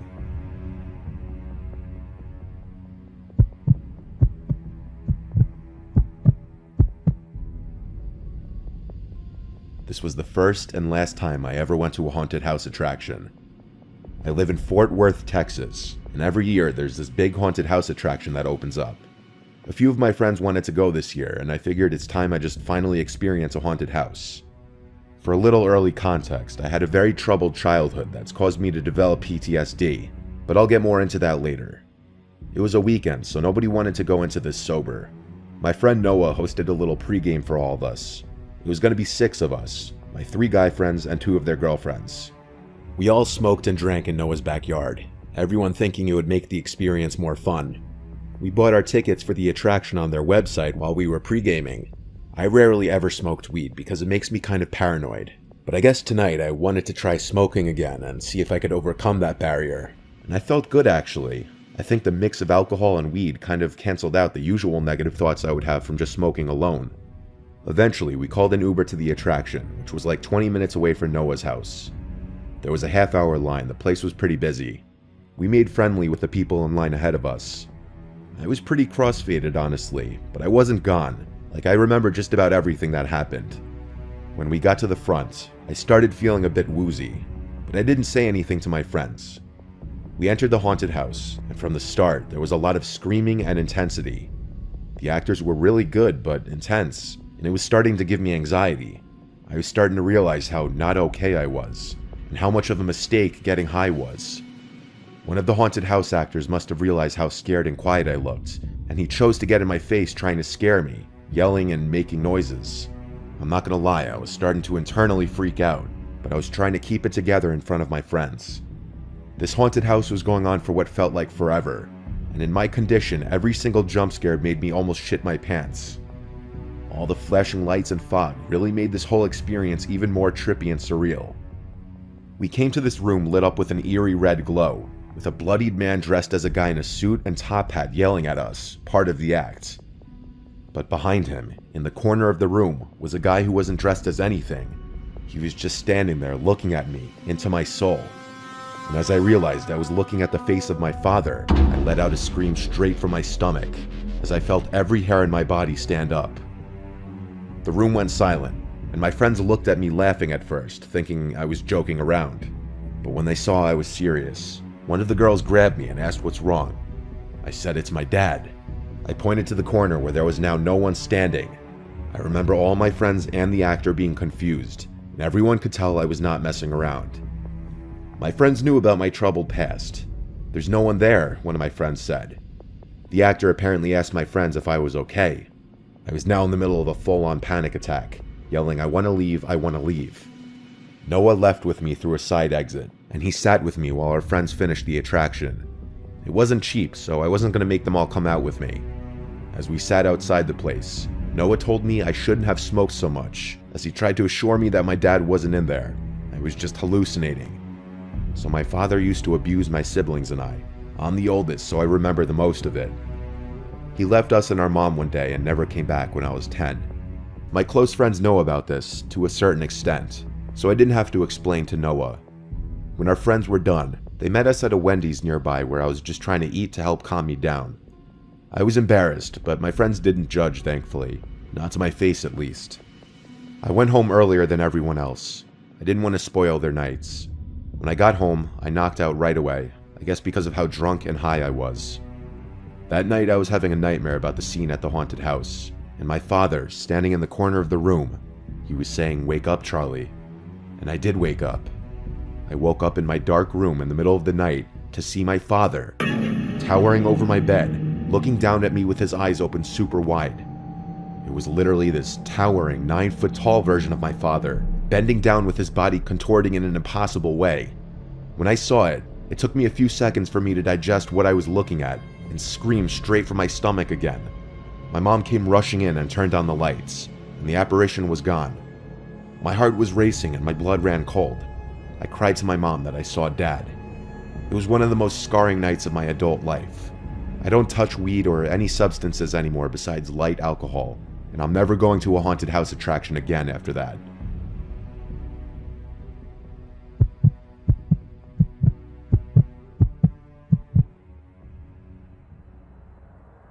During COVID, I thought it would be fun to get a job at a local haunted house attraction.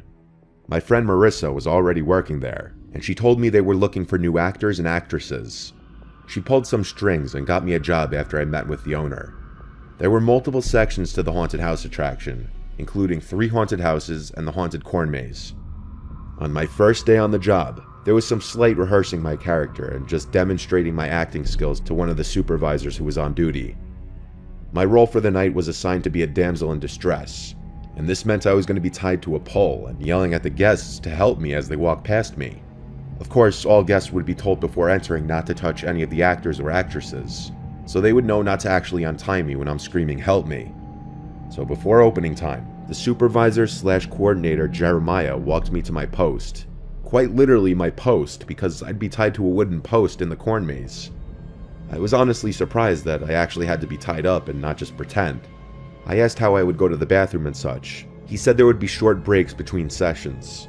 He also said there would be another supervisor nearby if I should need anything, which made me feel a little better. Once he walked away, I was left alone. There were a bunch of sound effects and scary ambiance loops echoing through the cornfield from the various speakers hidden throughout the maze.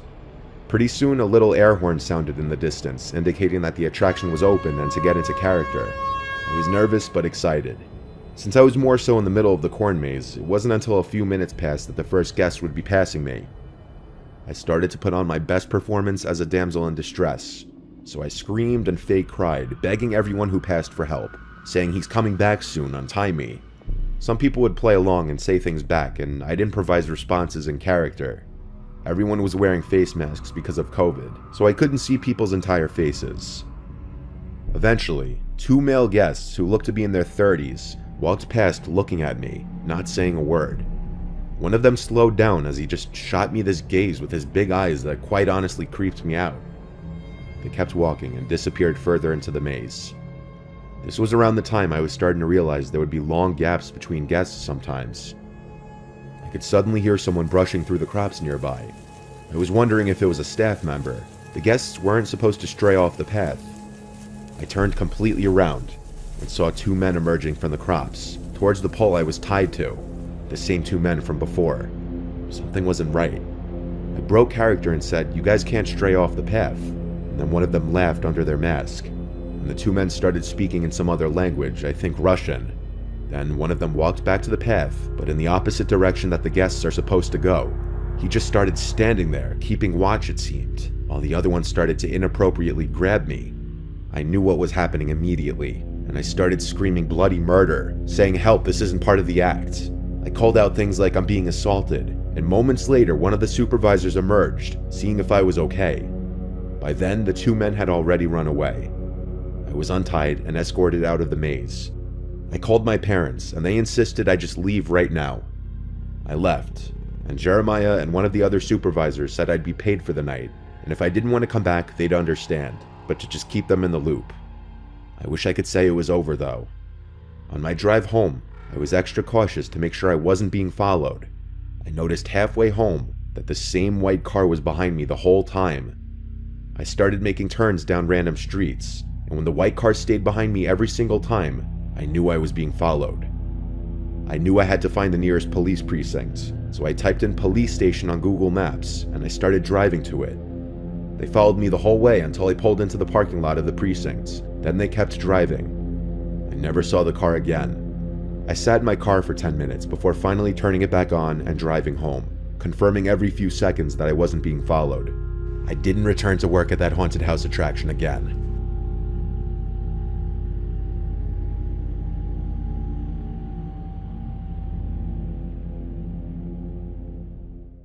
So recently, I had an experience while I was at a friend's house alone watching his dog that inspired me to do another Home Alone themed video. I spent so much time reading stories of people's horrific experiences that I forget these things could happen to me too. In a bit of a different fashion, I'll tell that experience I had after the viewer submitted stories at the end of the video. A more positive experience I would also like to talk about is my experience with Scentbird, a fragrance subscription service that allows you to choose new designer fragrances to try out every month at an affordable price. You get to try the first fragrance from Scentbird for only $8, and your next month will be only $16.95. The vials are cheaper than a lot of the rollerballs or travel sizes you'll find elsewhere. Scentbird is a great solution for beginners in fragrance looking to experiment with certain scents. Scentbird allows you to try different designer fragrances from brands like Prada, Gucci, and Versace with a 30-day supply of any fragrance you choose. This way, if you're just getting into building your fragrance collection, you can test out what you like and what you don't without having to purchase a full bottle. Through Scentbird, I found my favorite scents: Eros Flame by Versace, which mixes Italian lemon, pink pepper, and vetiver for a classier scent, and Cross River Gorilla by Sanctuary for a more casual scent. So if you're looking to start your own collection, head on over to Scentbird by scanning my QR code using code 55nightmare to get 55% off your first month at Scentbird.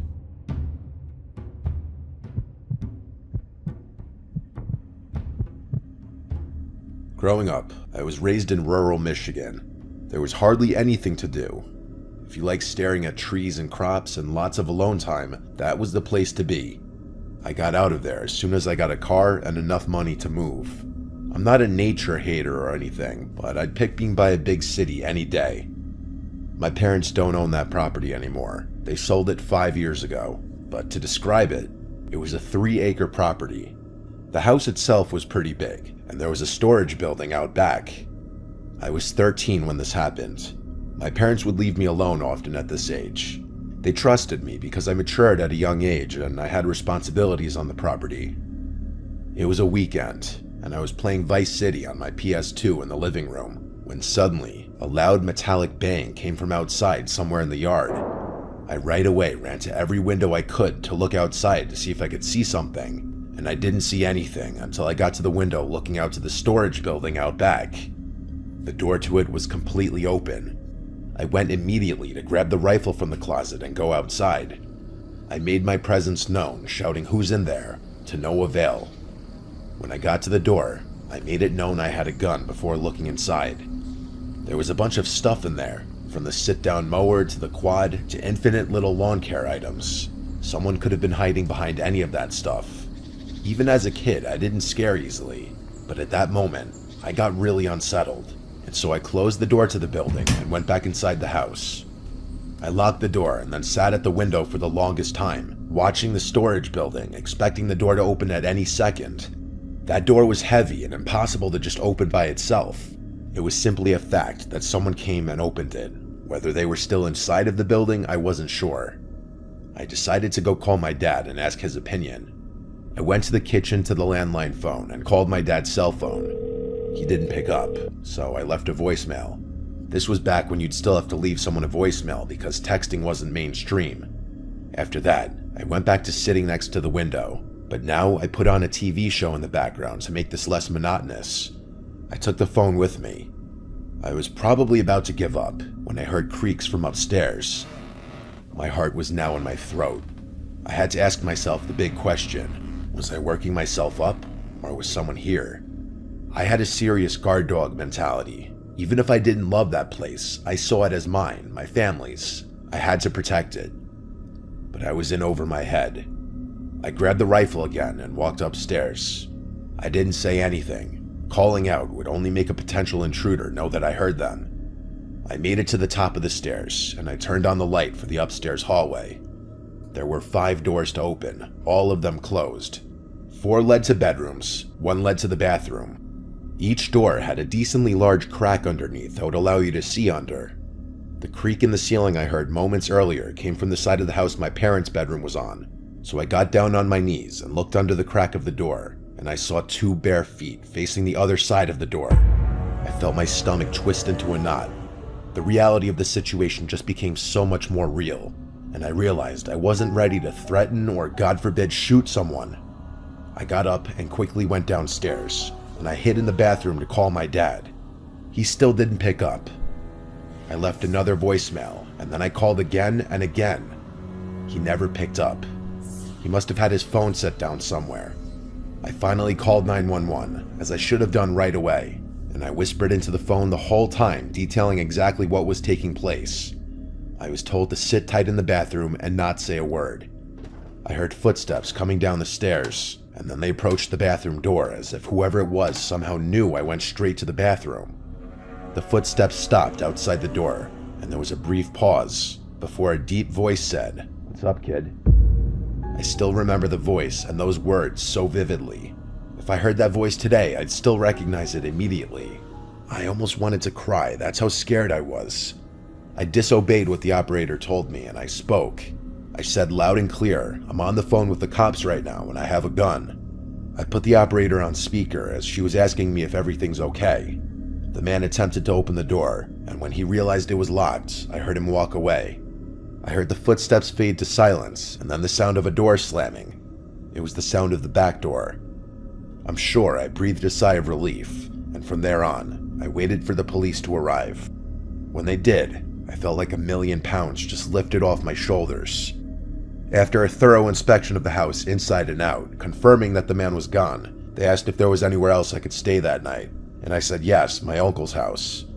We contacted my uncle, who came and spoke with the police. Then he took me back to his place. The thing that haunts me the most is that it was my fault. I could have prevented this. I left the door unlocked as I went to the storage building to investigate. Clearly, that's when the man simply walked right into the house. Even with a rifle in my hands, I didn't feel safe at all. It was truly the most horrific experience of my life.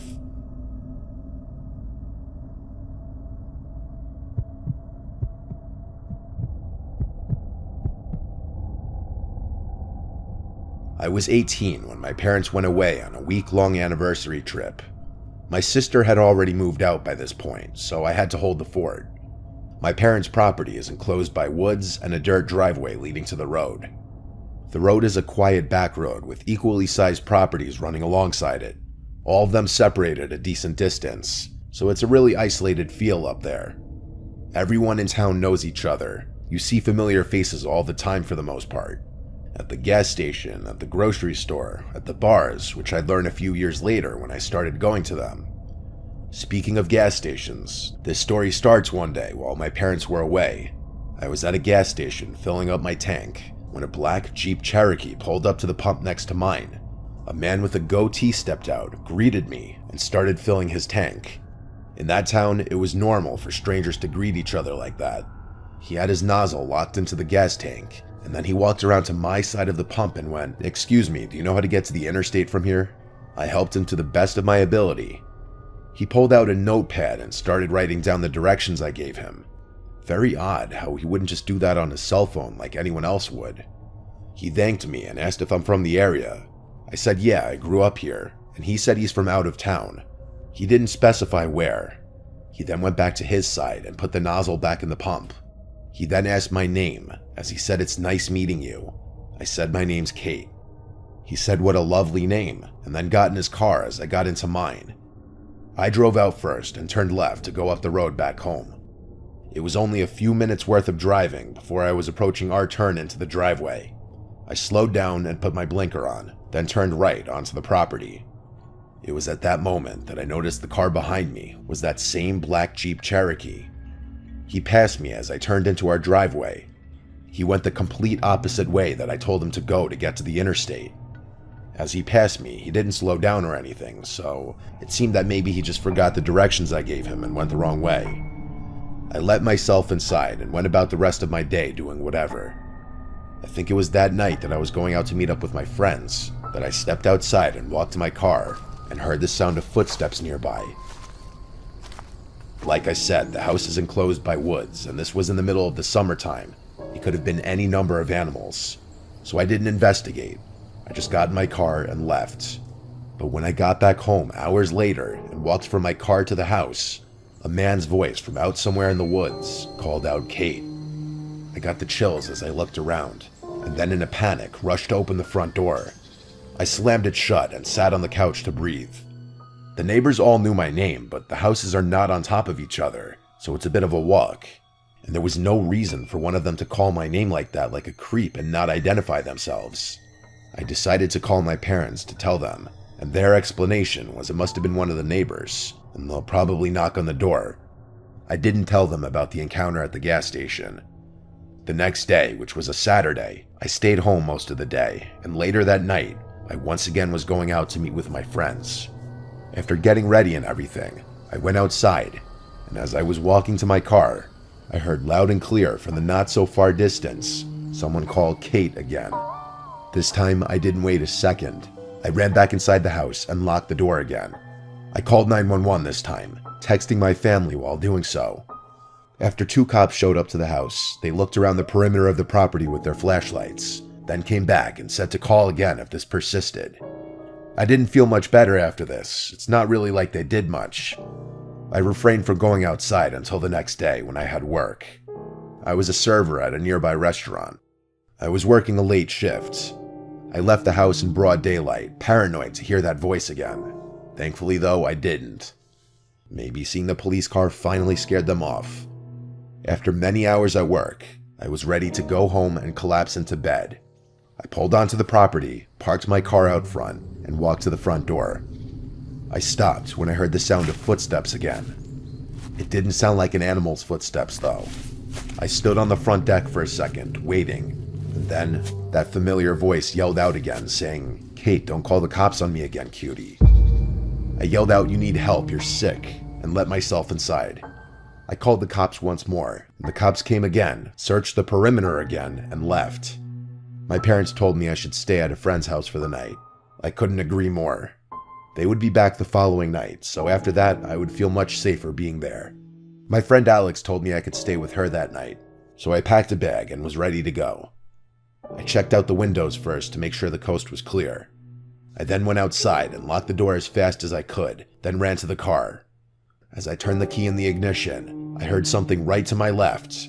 Right outside the driver's side door was a man wearing a face mask trying to open the door. I couldn't even scream. I felt like I was choking on air. As I put the car in drive, he started hitting the glass with his elbow.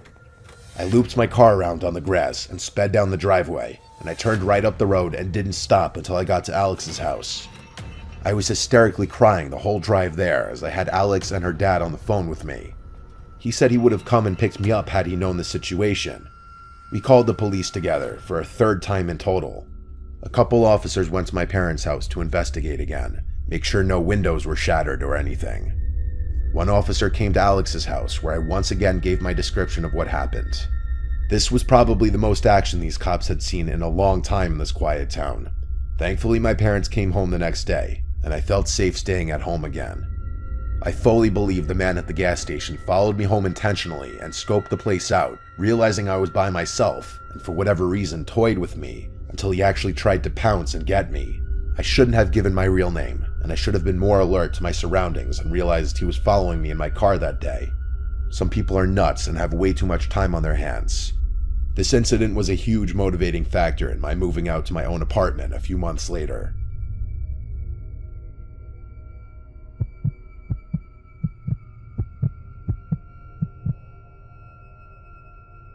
I was home alone one night for a reason I don't remember. All I remember is my entire family was gone. I was 15 or 16 years old. I was a big gamer at the time. I was obsessed with StarCraft, and admittedly, I'd sometimes spend a weekend night or two playing StarCraft or some other PC game. This was right before COVID lockdown started. I was playing StarCraft on my computer in my bedroom on the first floor. That's when the doorbell rang, twice. I hurried to the door, not wanting to be away from the game for too long in fear of losing. I got to the front door and said, "Who is it?" as I always would if I was alone. A soft and weak voice on the other side said something that I couldn't hear.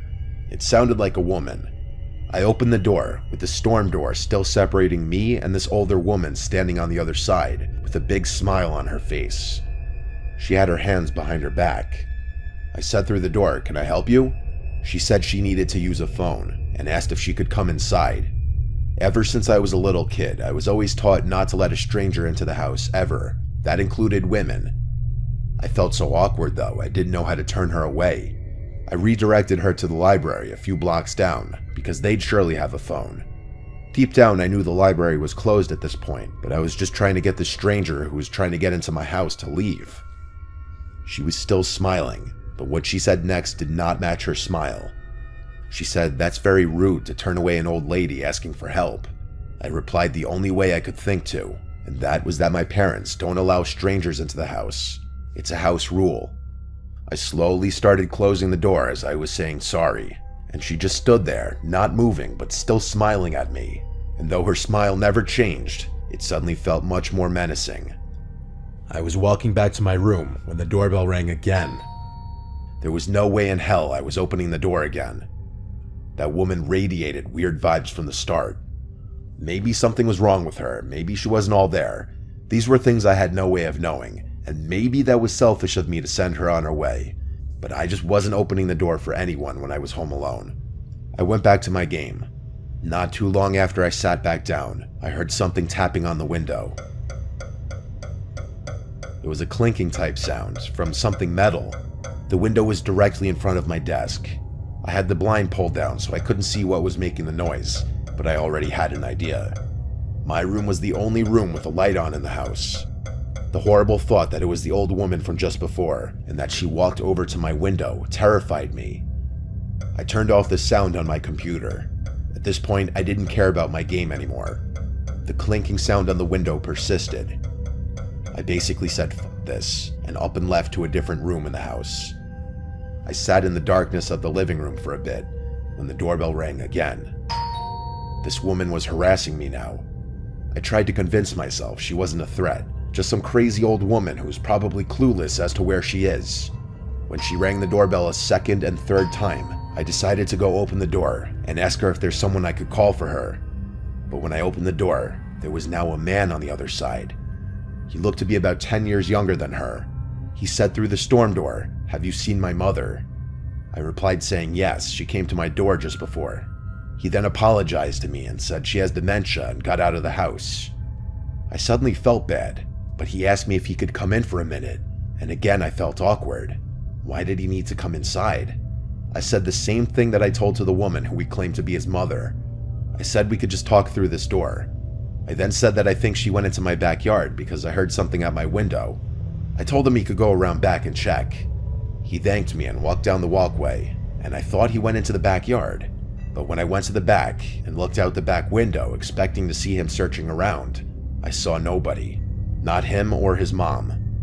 This was all too weird for me. I went to bed on the earlier side that night, just falling asleep with the TV on in the background, until I heard the clinking sound on the window again. Something metal was tapping on the glass. I remembered the concerned man, and I decided to try and help. I went to the window, lifted the blind up with my hand, and I saw that woman outside my window with that same creepy smile. She was tapping a kitchen knife on my window. I closed the blind and crawled back into my bed. This didn't feel like it was actually happening. A suspiciously short amount of time later, the doorbell rang like 4 times. The clinking on the window stopped by this point. This was all too suspicious. It felt like some kind of robbery attempt. I ignored the doorbell. I stayed in my bed. I was gonna wait this out. I didn't have a cell phone at this time. I wasn't the most social guy growing up. I also didn't want to call the police for some reason. I waited this all out until it finally stopped. The next morning, I told my dad what happened when I called him. He told me I was smart not to open the door. Everyone agreed that everything about it sounded like an attempted robbery. Is there a chance that maybe that woman really did have dementia and that the man was really her concerned son? Maybe, but it all seemed too coordinated. Why did he want to come into the house too? How did he even know she came to my house specifically? Why didn't he ever go into the backyard to look for her when I gave him permission to do so? Too many unanswered questions that lead me to believe I avoided something terrible happening if I opened that door. So as I mentioned at the start of the video, a week ago as I'm recording this, something happened to me personally that inspired me to revisit this theme. So my friend Cody asked me to watch his dog Theo for the night. Theo's a little pomsky and he barks a lot, so when he started barking like crazy at something going on outside, I didn't pay any attention to it besides telling him to be quiet a few times. But when he went to the back door and kept barking, I figured he wanted to go outside. So I was going to the back door to open it, but as I got close to the door, I realized someone was trying to open the door from the outside. And then I saw through the screen of the door there was another guy looking right back at me. This was in the backyard, which was already alarming enough, and he wasn't someone I recognized to be a family member of Cody's. So I asked him who he is, and he responded asking me if I'd seen Melissa. Melissa is Cody's younger sister who's in her 20s. Meanwhile, this guy looked like he was in his mid-50s and homeless. So I told him he needs to leave, there's no Melissa who lives here. And he said, "You sure?" So I said, "Yeah, you need to leave, there's cameras all over the property." He left right after that. Getting him to leave was easy, but when Cody asked his sister who that guy could have been, she said she had no idea. The guy looked like he was 55, drunk and filthy. Not exactly someone Cody's 20-something-year-old sister would be associating with. The fact that he went to the back door and tried letting himself in was actually pretty terrifying because you could only imagine what he was trying to do to Melissa, and it's why so many of these stories could be avoided by just keeping your doors locked.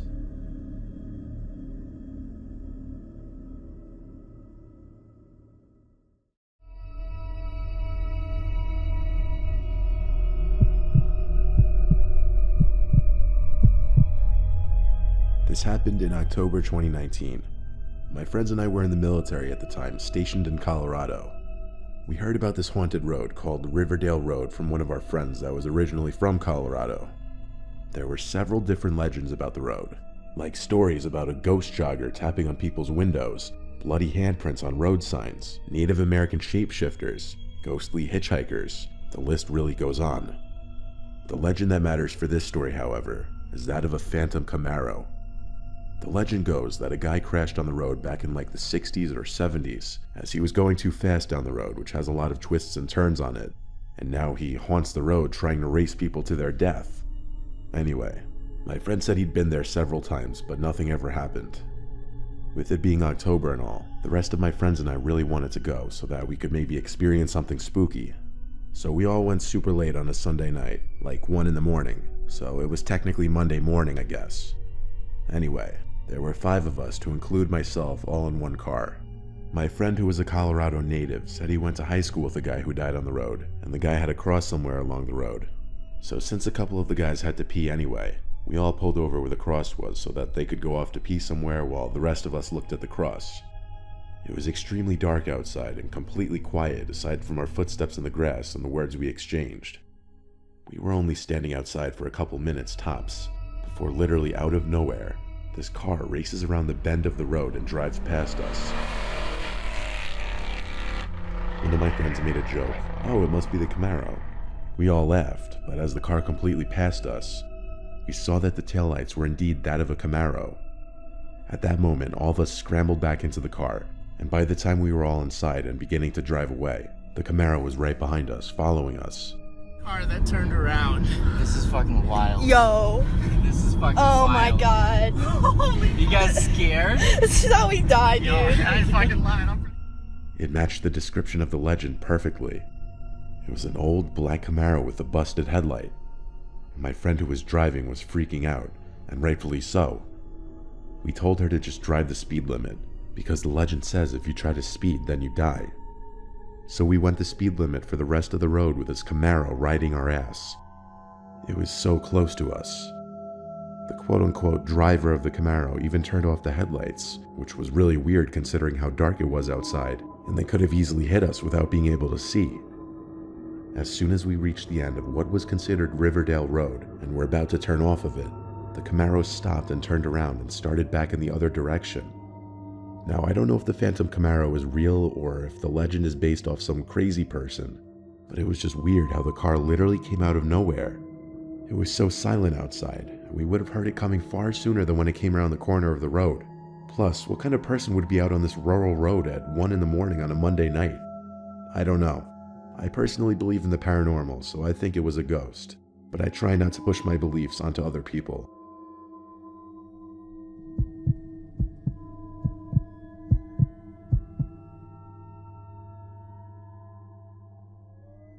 My name is Ben. This happened back in 2007 up in the high desert in California. Around this time, Highway 138 was under long-term construction. I lived in a town called Felon, where everything was spread so far apart it would take 15 to 20 minutes just to get to the nearest gas station or food joint. I went to high school up there, and was a senior with a longtime girlfriend. She lived in Wrightwood, which was a long drive from my house that meant crossing 2 highways. My mother would work long, tiring shifts and would sleep when she got home, so asking her was out. Instead, I would hitch a ride on my girlfriend's bus to her house after school, usually on Fridays since no school the next day. Getting home was the issue, though, as it was 15 miles between our houses and I would be walking. I had done the walk so many times I learned secret pathways down the mountain through the desert that would cut my walk by an hour, though it usually meant being in the middle of nowhere. But the scariest thing to happen to me wasn't necessarily in the lonely desert, but in the street. I was dumb and lazy and would sometimes hitchhike. I usually got picked up by parents of schoolmates who recognized me or something, but not often. One day I was walking. It was around 6 p.m. I believe, as the sun was fading, and a man named Charlie pulled up in a big red van. He asked if I wanted a ride, and I said sure. As soon as I got in, something was wrong. He was twitchy and looked abnormally thin. His cheeks were sucked in and looked exhausted but wired.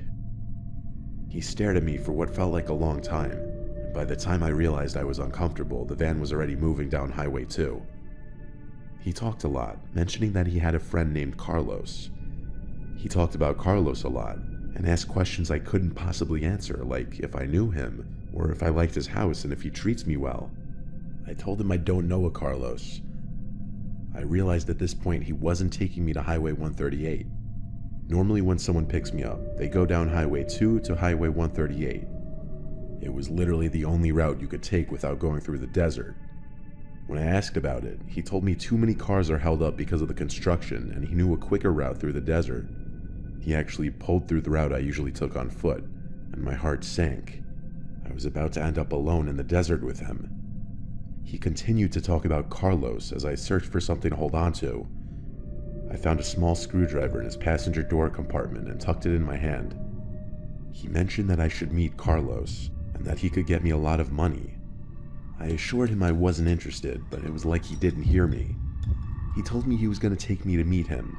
Again, I told him I was fine and I was in high school and didn't need to make money. I looked outside and realized I knew the area. There were a few houses in this part of the desert, just randomly thrown here and there. I'd walked past them before. He veered down one that was further away on its own. I knew he was going to take me there no matter what I said. He drove right through the open gate and parked. I heard endless howling of dogs as he pulled up and told me to get out to meet Carlos. I was scared, and I could hear my breathing getting louder. I considered attacking him then, but I panicked. He got out, and I saw the full form that was Charlie. He was tall, at least 6'3", and definitely was tripping on something. He wobbled like a child trying to stand. He went around and opened my door, then started to yell. The house was a 2-story house, built well. For a desert house, it was clean and crisp, not the scary, rundown places you'd imagine. An average height guy came out. He was older, maybe in his 60s. He had white facial hair and a shaved head. He looked at me and didn't look away as he told Charlie to go inside, and he did.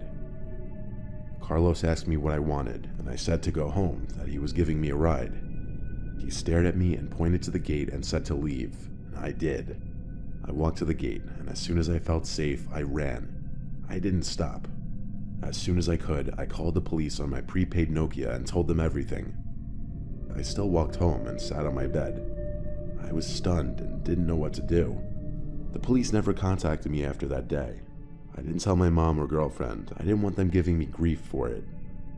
After all of it, I still took the bus to see her, but I made sure I had a secure ride home after, or at least learn the public bus schedules. And I never hitchhiked again, but I still remember how hard my heart was beating, and how scared I was of what could have happened.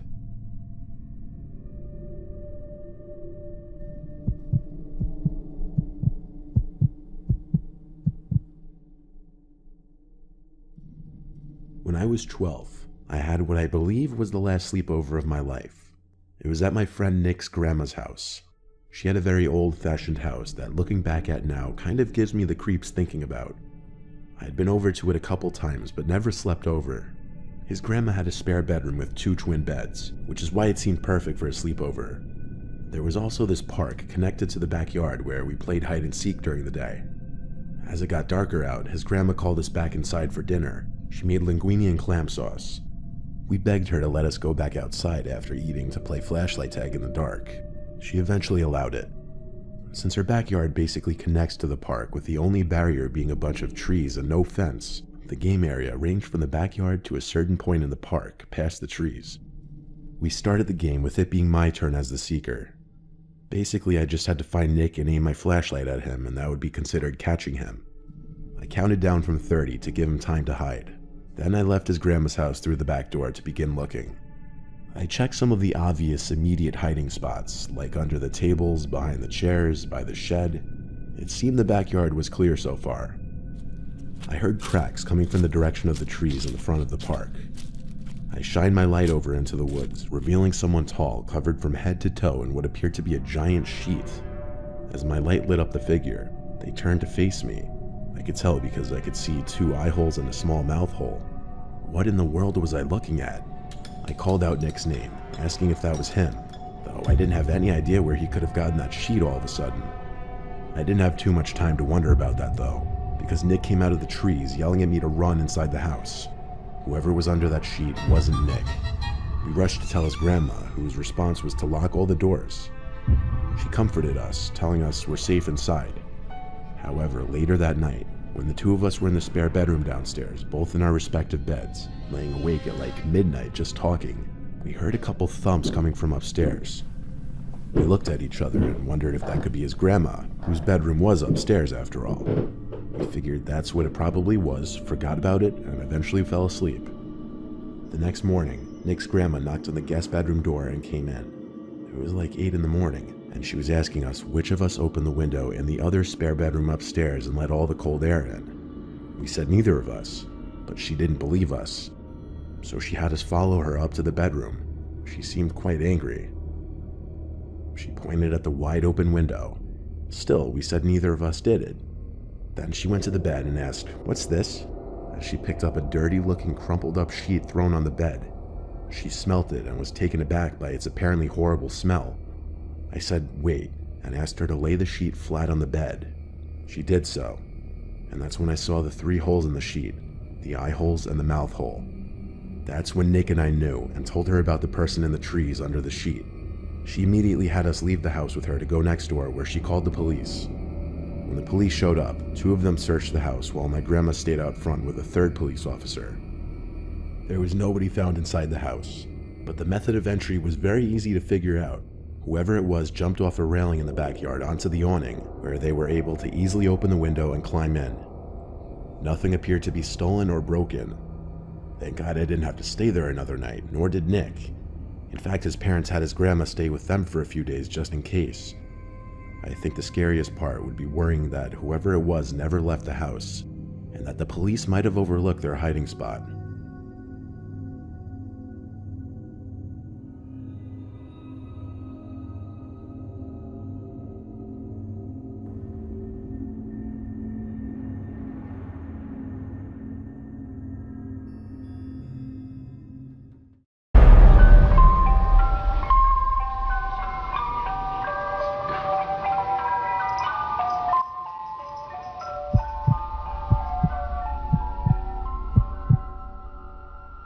Growing up in the suburbs, one thing I always enjoyed in the summertime was the ice cream truck, specifically Mr. Softy.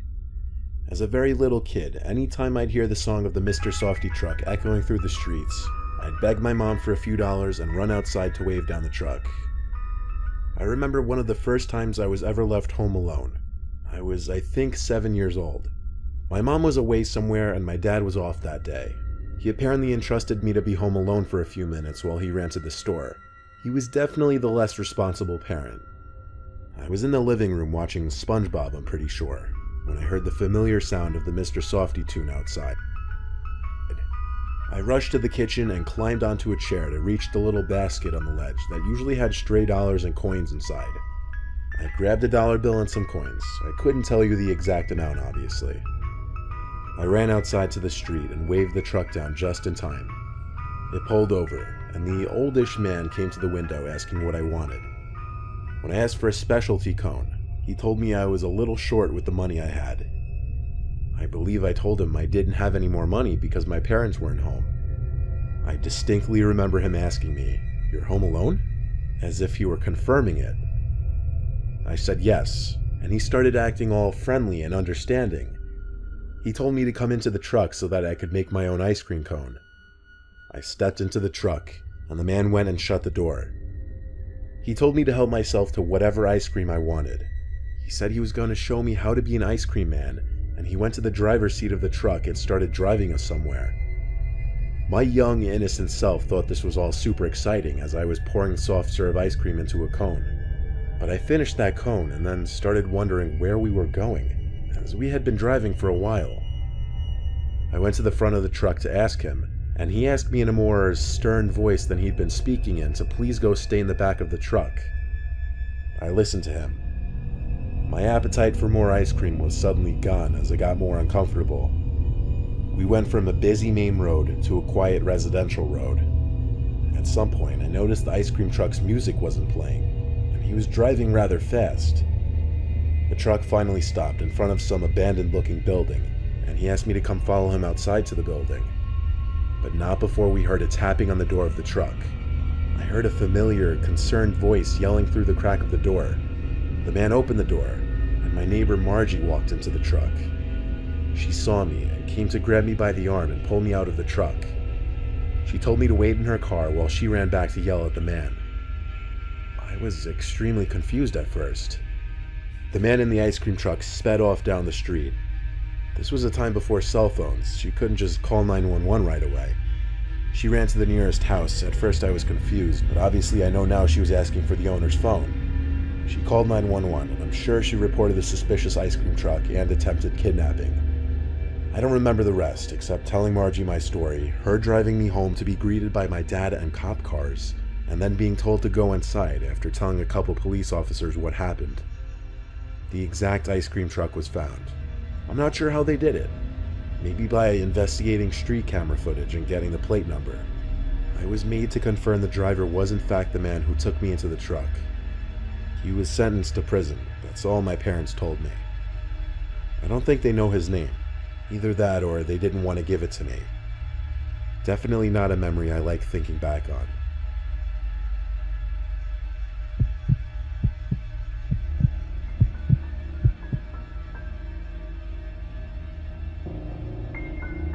Up until I was 28, I used to live with my parents in Camden, Maine, a rural boat town. They were hardly ever home because of work and just traveling a lot, so I'd hold down the fort a lot. My parents' property is large and private, so when they weren't home I'd often throw little parties. This was one of those nights. I had maybe 15 to 20 people over and we all hung out in the backyard. It started around 6 p.m. and people started leaving around 11 p.m. By midnight everyone was gone. And I was absolutely shot from a mixture of having been in the sun most of the day and then drinking since around 6. I changed and got into bed. Before I could even fall asleep though, I heard something one would not expect to hear this late at night. It was the sound of an ice cream truck, only it was a tune I'd never heard before, a kind of creepy sounding one. The tune got louder until it seemed to be right outside. I lay there waiting a minute or two for it to go away. But when it didn't, I finally got up and went to the window to look outside. I couldn't see anything from my bedroom window, so I went downstairs and looked out the living room window. I could vaguely see what had to be an ice cream truck out on the lawn. My heart started pounding the inside of my chest. Who was it? Why were they here? What did they want? I paced around the living room for a bit, not knowing whether to call the police or my dad, or just simply wait for them to leave. The awful tune of the ice cream truck didn't stop though, it grew sickening. I ended up finally snapping and going out the front door to the porch. There I could more clearly see the ice cream truck parked on our property, like a little less than 100 feet away from the porch. It was parked on the grass, and it wasn't exactly a typical looking ice cream truck. It was like a white van with ice cream pictures stamped or painted on. I was a mix of confused and worried, mostly worried. Saying it was an abnormal sight would be a gross understatement. I stepped onto the grass with my bare feet and walked just a little closer to the van. The headlights weren't on, so when I got close enough, I saw there was no one in the driver's seat. When I got even closer, I saw one of the sliding doors on the side was open. I suddenly felt as though I could be jumped at any second. I looked around me in a panic, and then ran back inside the house and locked the door. Now I did call 911. And I asked them to please hurry. The woman asked me to walk around the house and check to make sure everything was locked. I started from the main floor and worked down to the den to the back door, and the glass panel on the back door was shattered. It was unlocked and opened. I whispered this to the 911 operator, even though I was truly freaking out inside. She told me to go to a room with a lockable door and wait there until officers arrived. So I tiptoed to the nearest bathroom and locked the door. The operator told me to stay on the line and be quiet. A few moments later, someone on the other side of the door tried turning the doorknob. Then they banged on the door 3 times. The woman on the phone said quietly that she heard it and for me to remain quiet and calm. Then I heard the back door to the house slam shut, and half a minute later, the tune of the ice cream truck slowly faded away as the van was driven off. I told the woman, but she said to wait until officers arrived. They took a disgustingly long time to arrive. I was waiting in that bathroom for another 5 minutes. If they arrived in a timely manner, they could have caught whoever was at my parents' house. Instead, all that happened was I got a police report. My personal theory is the ice cream truck tune was supposed to be a distraction or something, while one of the people in it broke into the house, as I'm sure there were more than one person in that van. I'm happy this happened to me when I was 23 and not, say, 10 years old, because that would have traumatized me.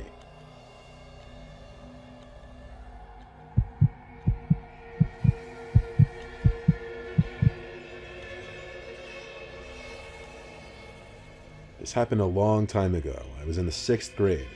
People used to call me Jimmy until around high school. There was this ice cream truck that would always drive down my block once a day in the warmer months. The driver got to know me on a more personal level. He knew my name and I knew his, Bernard. I'd go outside for ice cream so often that he'd slow down or sometimes even stop for a minute in front of my house waiting for me to come outside, knowing I was a frequent customer. Anytime I'd buy ice cream from his truck, I'd always get the same Oreo ice cream cup. He'd always stop and talk to me for a few minutes, and sometimes he'd give me free ice cream. There was this one Friday though, and I remember it was a Friday because it was the start of the weekend that my parents were going away.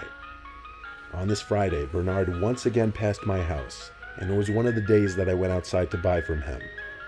On this day though, he gave it to me for free again, and because of that I stuck around and chatted with him for a while. He asked me how things were going and whatnot, and I told him I was excited to have the house to myself for the weekend. He was surprised that I would have the house to myself at such a young age. He said I was lucky and to enjoy. Then he drove off, and the truck eventually disappeared along with the music. The rest of the story is the part that you may not even believe. I stayed up late in my room because my parents weren't home. I was playing video games on my computer when I heard the sound of Bernard's ice cream truck. It didn't start from the distance and slowly get louder. No, it literally seemed to turn on right outside my house. I went to my window and saw the truck right outside, playing the music at this late hour in the night, past midnight. It had to be Bernard, but what was he doing? The music suddenly stopped, and the truck's lights turned off. I opened my window a crack just to listen for what might be going on. Just the sound of crickets, until I saw Bernard appear from the darkness, quickly approaching my window, yelling, "Jimmy." He stopped when his face basically banged into my window, and he started telling me to come outside. He told me I could get all the free ice cream I wanted, but the way he was speaking, he seemed off. He seemed like he was on something. His movements were spastic and sporadic. He then tried pulling my window further open aggressively, and I screamed and yanked it closed. He started knocking on the window, and I screamed and begged him to leave or I'm calling the cops. When I said that, he turned around and ran back to his truck. The lights turned back on and he drove off into the night without the music playing. I was so scared I didn't know what to do. I didn't want to call my parents, and I was scared to call the cops. I just locked my bedroom door and tried to go to sleep, but it was a long night before I fell asleep. Bernard never returned to my block after that, but anytime I'd hear an ice cream truck passing by, I'd get paranoid it was him.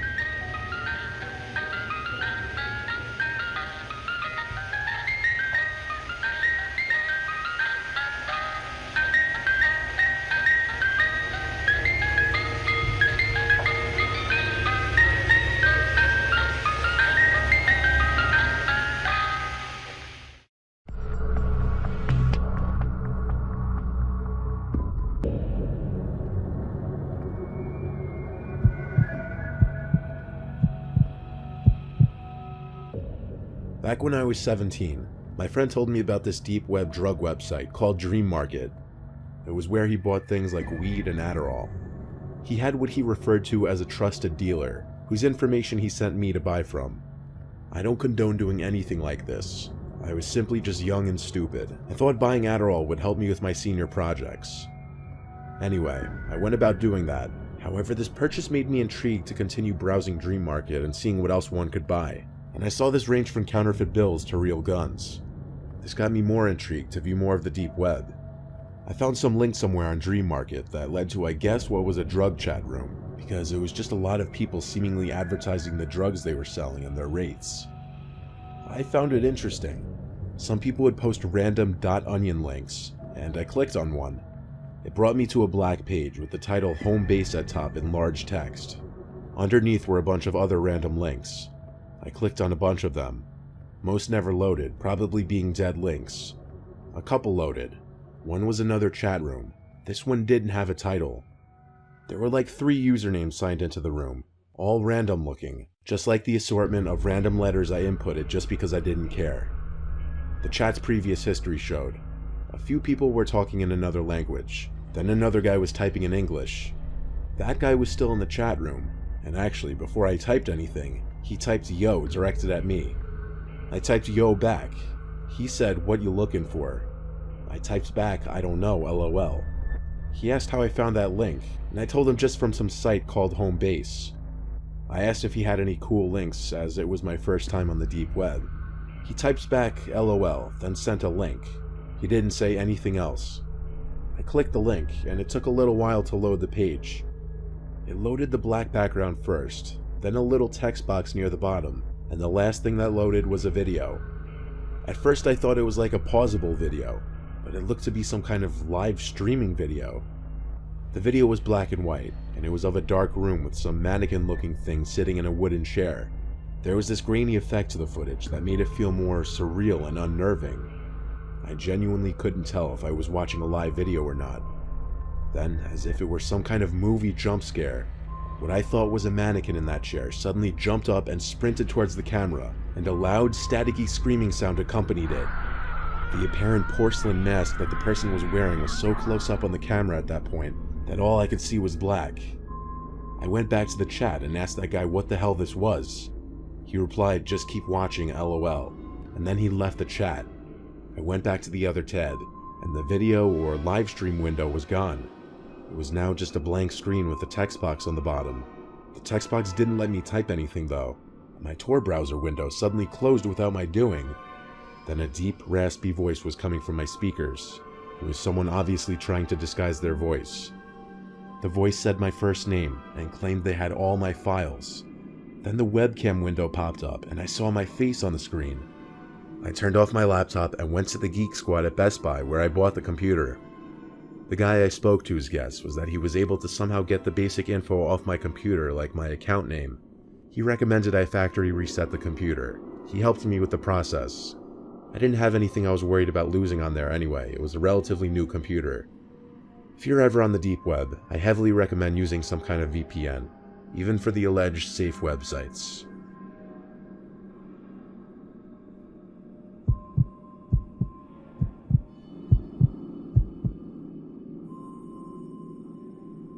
I'm 24 years old, and I'm from a small town called Yarmouth in Nova Scotia, Canada.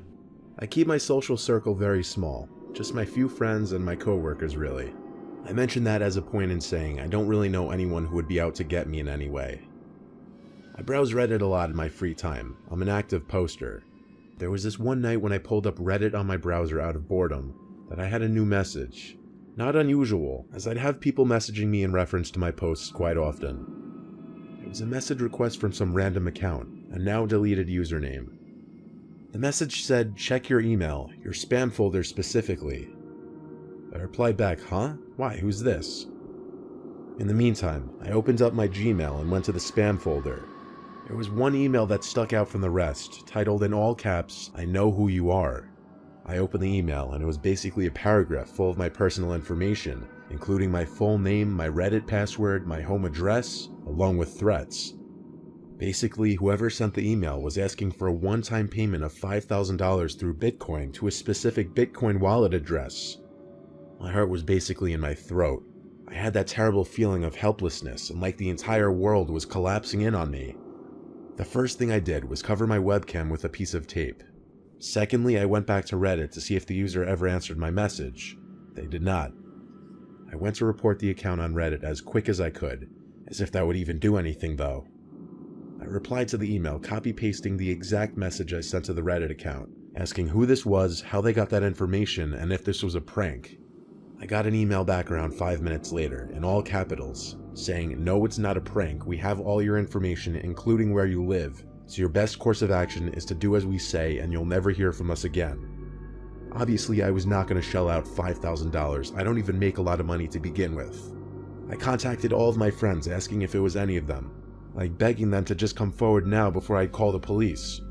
None of them admitted to it, so given that I threatened calling the police, I knew it wasn't any of them. I tried to think of anyone at work who might have issues with me, but really I get along with everyone at work. I chalked it up to my password somehow being stolen by malware or a hacker, and through that they somehow got the rest of my information. The main question was, do I pay the money? And that was absolutely not happening. I forced myself to go to sleep and left my laptop off the whole next day. I used my desktop instead after getting home from work. I didn't sign into Reddit or anything though. I did, however, change my password on all other websites and apps on my phone. I finally signed into my laptop late that night because I was just so bored and curious. Curious but nervous to see if anything had changed and if I'd gotten any new emails. I signed on and everything on my computer still looked normal. So I went to Reddit and saw the user who messaged me was now deleted.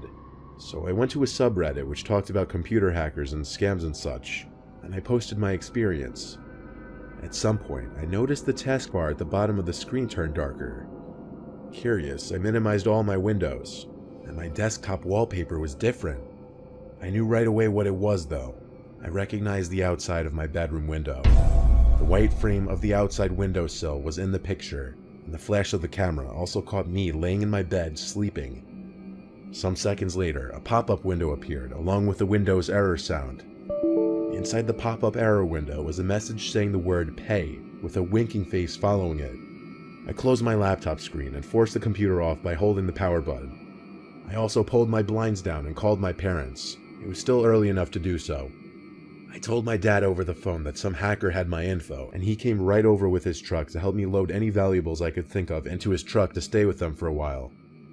Before we drove off from my apartment, my dad yelled like a madman into the night sky, basically threatening whoever was hacking me. It was definitely a scene, but I was too preoccupied with worry to be embarrassed by it. I stayed with my parents for weeks and used my mom's computer when needed. I blocked that email address that sent me the original email. I finally got back to my apartment a few days ago. I'm still scared every night to hear a knock at my window or get another threatening email. I haven't brought it to the police yet, as I'm hoping it's all just a bluff still to get me to pay. I'm also hoping it's over and that they've given up.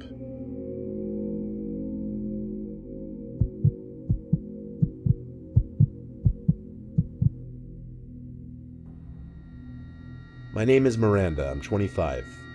I've had my share of experiences with stalkers and men harassing me. Social media has made that far too easy these days. I once got a suspicious email that I should have known better than to open. It was asking me to click a link to some random page because I was being sued by some random company. I clicked the link, and soon after that my computer started acting all glitchy and unresponsive. Even after restarting it multiple times, it was just laggy and slow, and random sound effects would play once in a while. I was certain my computer had a virus, but I wasn't sure to what extent it would go just yet. The next day, I had a bunch of friends texting me what's up with that Instagram post and asking if I was the one who even posted it. I panicked and opened Instagram, but I was logged out of my account. Someone was hacking me, this confirmed it. If they had my Instagram password, I had no idea what else they could have. Apparently the picture posted on my Instagram was some stupid cartoon meme. It was extremely embarrassing. Minutes of freaking out later, my Snapchat started blowing up. It was from some random account that just added me. They were spamming me to Snapchat call them, so I did. When they picked up, I saw like a quarter of someone's face. It looked like a young guy in his 20s. I could tell he was smiling, that was the creepy thing. The way he said hello was so long and stretched out. I was pretty frantic, asking what he wanted in return for my Instagram back. He started telling me some really creepy shit. He said he sees me every day and that he thinks I'm really pretty, and that this was the only way he'd get my attention. I didn't know what to say. He said he'd give me my account back if I would just be his digital girlfriend. As creepy and weird as this was, I said yes in a heartbeat just to get my stuff back. He told me the password to get back onto my Instagram account, and as soon as I changed the password, I set my profile to private and put a story up saying that wasn't me, I was hacked. I asked this guy for his name and what other info he had on me. He said I could just call him John, and that he could get all the information about me that he wanted. He said this with a smile too. I could see it in the fourth of his face that he would actually show. He refused to show the rest. I played nice the whole time, knowing this guy's a sicko. I managed to get him off the call by telling him I'd snap him tomorrow. I then told all my friends about it and asked what I should do. They all unanimously said I should activate 2-factor verification on my Instagram account and then deactivate the account and then block him. When I did all of that though, he didn't take it too well. An hour later, I got a new Snap user blowing up my Snap. I knew it was him, but I opened the snaps anyway, And it was him again threatening me, saying he knows where I live and blocking him was a stupid thing to do. I showed it to my parents now because it was getting serious, so my dad called the police. I didn't block the guy's Snapchat yet though, and I'm glad I didn't. As my parents and I were sitting in the kitchen waiting, I got a snap from the guy. It was a video. I waited a few seconds before opening it. It was a video of him sitting in his car in front of our house with the caption, "Don't block me again." My dad ran outside in a fit of rage. We tried to stop him, but he wouldn't. But the car wasn't even in front of the house anymore. The guy probably waited until driving away before sending that snap. I'm just gonna say the police did absolutely nothing. They seemed clueless on the matter. But there's not much police could do in hacker situations anyway, apparently. However, I did send a snap of the police car back to the guy and put a caption, "Fuck with me again, you'll be arrested." He opened the snap and immediately blocked me, so I'd say it worked. This story has a happier ending than most, I guess. But the amount of info some people can get from you online is absolutely terrifying.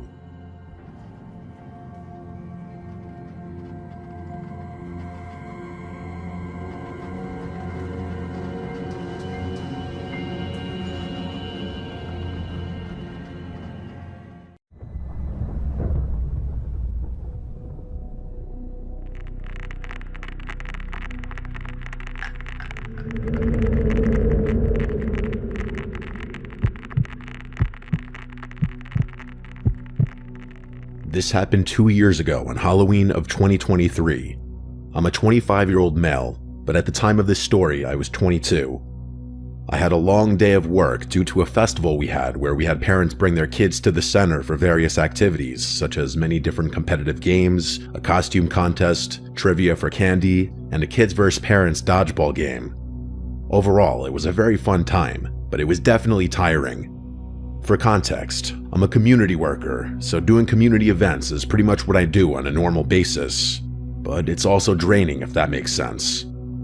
Anyway, after it was all done, I went home and was ready to call it a night. About an hour after I got home, it was around 6 something, my little sister called me. My sister, who I'll call Savannah, wanted me to take her and my nephew, who I'll call Jackson, trick-or-treating because neither our parents nor Jackson's parents felt like doing it.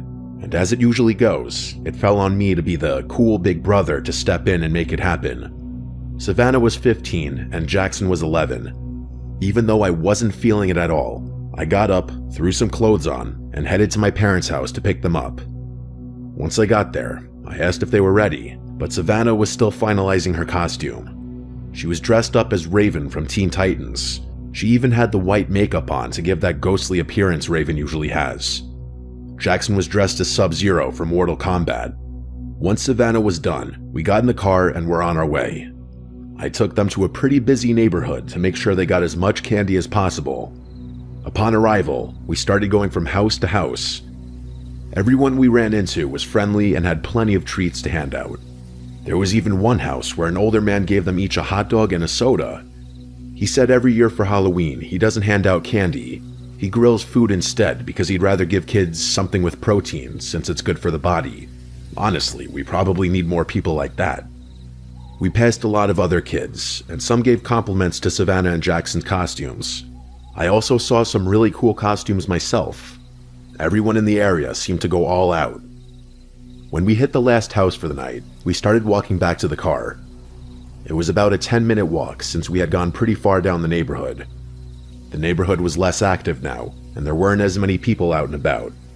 That's why I got alarmed when I looked across the street and saw a person dressed in all black, standing in a yard where there were no porch lights on. I'm surprised I even noticed them at all, but I tend to always pay attention to my surroundings. When I looked closer, it seemed like the person was wearing a hooded cloak with an all-black outfit and a mask because I couldn't see their face at all. I honestly couldn't tell if it was a man or a woman. Whoever it was, they appeared to be looking at us.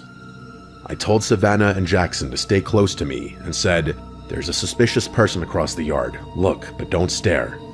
I said that so they could see who I was talking about without encouraging the person to approach or follow us.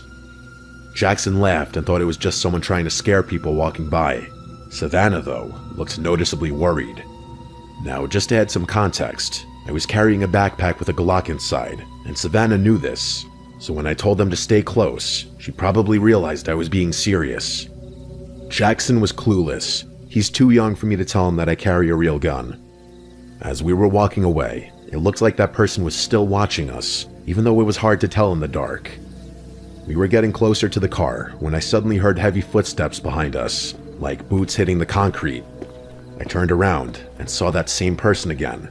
Same outfit, all black, but this time I could see more clearly. They were wearing a tactical vest, tactical boots, and black pants tucked into the boots. They had on a full spandex mask that completely covered their face. That made the situation way more serious. When you see someone dressed like that, the first thing that comes to mind is that they're armed. He's following us, I thought. I whispered to Savannah and Jackson, I need you both to listen very carefully. Do not stop walking and do not look back. The person I mentioned earlier is following us. They're behind us right now. The last thing we want is to alarm them or set them off, so just keep your composure and keep walking.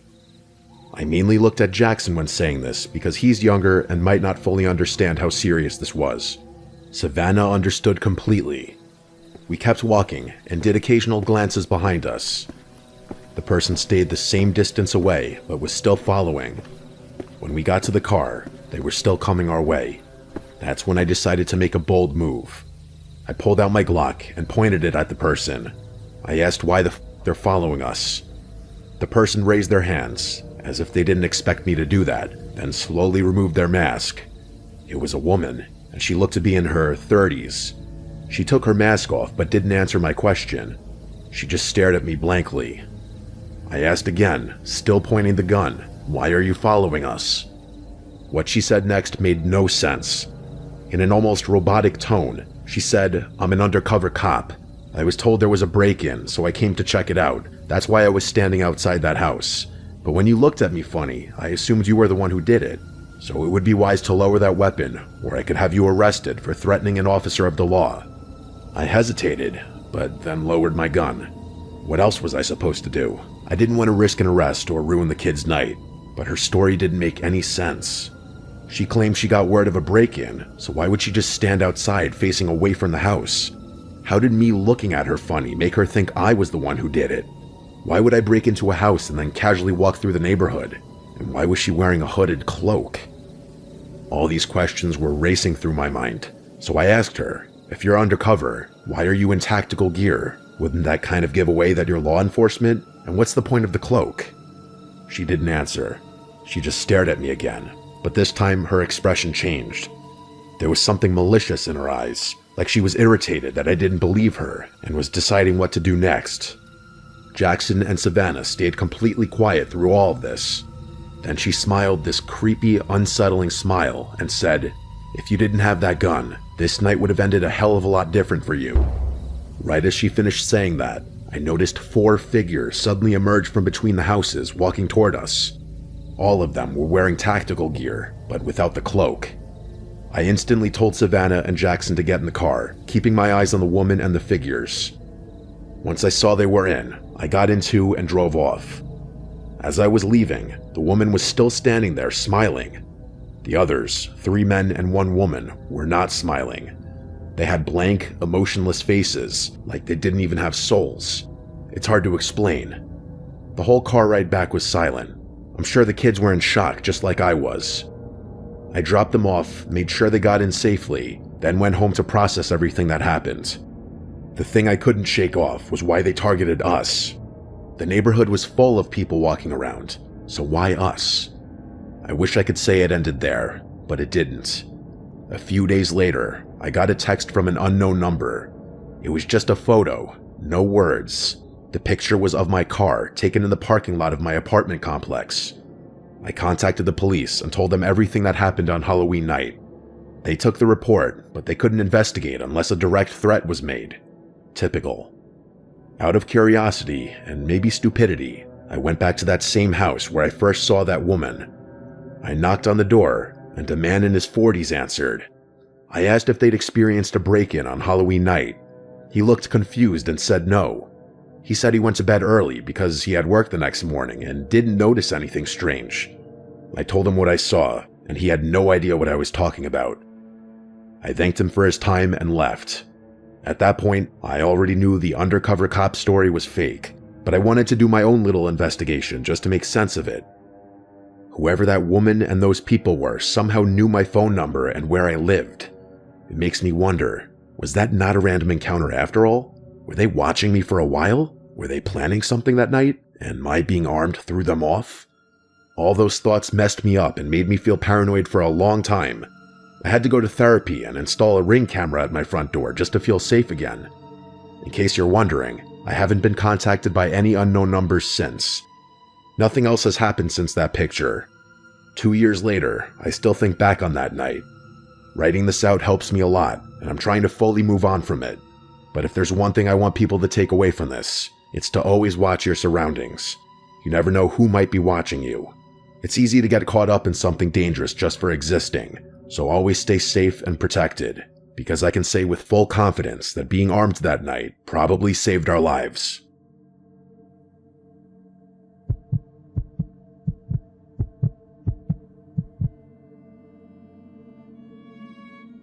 This happened when I was 12 years old. It was Halloween day, and my family was staying at a small family resort about an hour away from where we lived.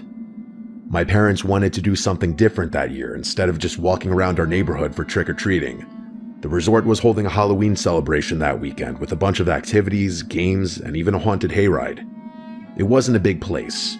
It had maybe 10 cabins, a main lodge, a small lake, and a long open field where they set up hayrides and games. It was surrounded by woods on all sides. During the day, it looked normal, even kind of peaceful, but once it got dark, the woods looked black and creepy, and the resort felt a little too quiet. We checked in early that afternoon. I remember walking into the cabin and feeling excited because I could smell campfire smoke and candy apples in the air. Kids were running around in costumes even though it wasn't dark yet. My parents said the hayride was starting around 7 and there'd be games before that, so I went off to play while they unpacked. They had booths where you could toss rings over bottles for candy, a costume contest, and even a pumpkin carving area. Everything was decorated with orange lights and fake spiderwebs. I met another kid around my age there. His name was Ryan. He was wearing a skeleton costume and said he and his parents were staying in the next cabin over from ours. We played a few games together and got a good amount of candy. As it got closer to 7, we saw a crowd of families walking over to the hayride area. The tractor pulling the wagon was parked near a big barn, and they had hay bales lined up inside for people to sit on. There were maybe 20 of us who got on. The driver wore a scarecrow mask, and there were workers dressed like zombies who would jump out during the ride to scare people. The ride started out fun. It was dark by then, and they had torches lighting the dirt trail. The tractor moved slowly through the woods, and every now and then, someone in a costume would appear from behind a tree or run up to the wagon. Most people laughed or screamed and then laughed again. It felt like a normal Halloween attraction, but about halfway through, something made me uncomfortable. We were passing through a part of the trail that was darker than the rest. The tractor slowed down, and I looked toward the edge of the woods on my side. That's when I saw a man standing just outside the torchlight. He wasn't part of the hayride cast. I could tell that right away. He wasn't wearing a costume that fit the theme. From what I remember, he had a black jacket, jeans, and a baseball cap pulled low over his face. He was just standing there, not moving, with his hands in his pockets. At first, I thought maybe he was one of the workers taking a break, but he wasn't doing anything. He was only watching. At one point, I made eye contact with him, or at least I think I did. Even though his face was shadowed, I could feel his eyes locked on me. I turned to look at the people around me to see if anyone else noticed, but no one seemed to. When I looked back, he was still there, in the exact same position. I tried to ignore it for the rest of the ride, but I kept thinking about him. When the hayride ended and everyone got off, I looked back one more time toward the woods. He was gone. I didn't mention it to anyone right then. I figured maybe I imagined it or overreacted.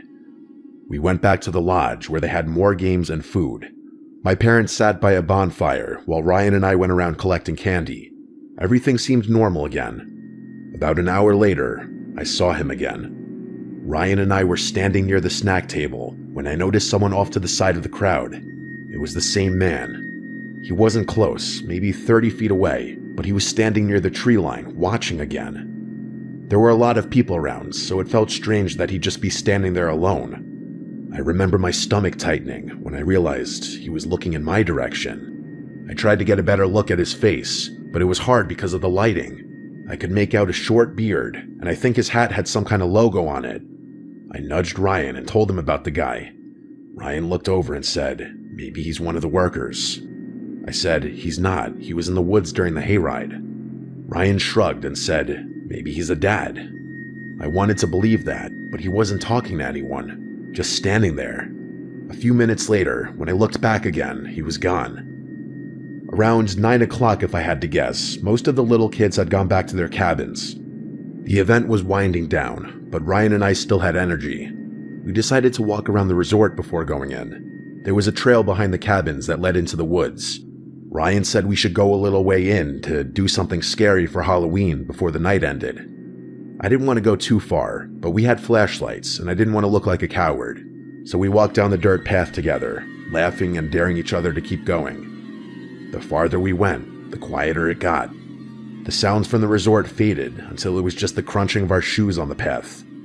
We only went maybe 200 feet in when we stopped near a clearing. There was an old wooden sign nailed to a tree that said "Private Property." We started throwing small rocks at the sign and pretending to summon ghosts or something dumb like that. Then we both heard it. Footsteps. Heavy, slow footsteps coming from behind us, somewhere deeper on the path. We froze and turned around. Ryan whispered, "Probably another kid." But it didn't sound like a kid. Whoever it was walked with weight, like an adult. I shined my flashlight down the path. The light only went so far, and I couldn't see anyone yet. Then the footsteps stopped.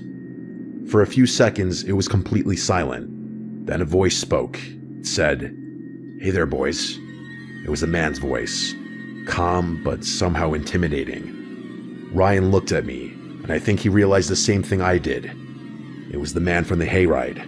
He stepped into the light just enough for us to see part of him. Same black jacket and hat. "What are you two doing out here?" he asked. "You like candy?"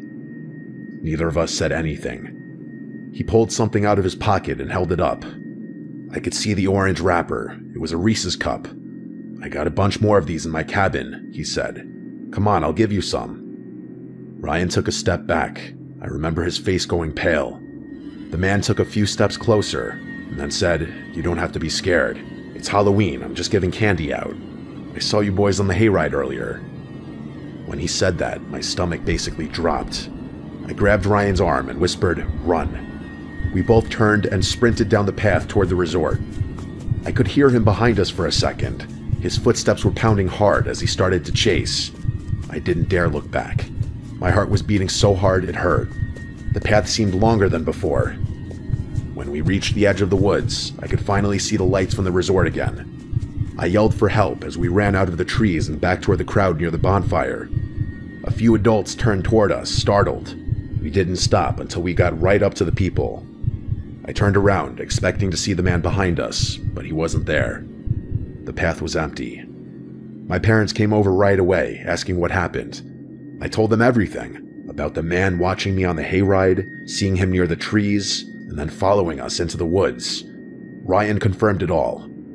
My dad and another man grabbed flashlights and went to check the path, but they didn't find anyone. A few workers searched too, but he was gone. The resort staff called the local police to report what happened. They arrived about 30 minutes later and took statements from me, Ryan, and our parents. They said they'd check the area, notify nearby cabins to keep an eye out. That night, my parents didn't let me out of their sight. We stayed in the cabin with the door locked. I couldn't fall asleep for hours. Every noise outside made me jump. The next morning, the police came back and told us they searched the property but didn't find anyone matching the description. No vehicles had been reported missing, and no one fitting that man's description had checked in. They thought maybe it was a trespasser from outside the resort. We left later that day. I remember staring out the car window as we drove past the woods, half expecting to see him standing there again. For weeks after that, I kept thinking I saw him, on the side of the road, outside stores, even once at my school parking lot, but it was always someone else. Or at least, I hope it was. Ryan and I kept in touch for a while. He told me he couldn't sleep for days after it happened. Nothing ever came of this. The police never called again. The man was never identified or caught.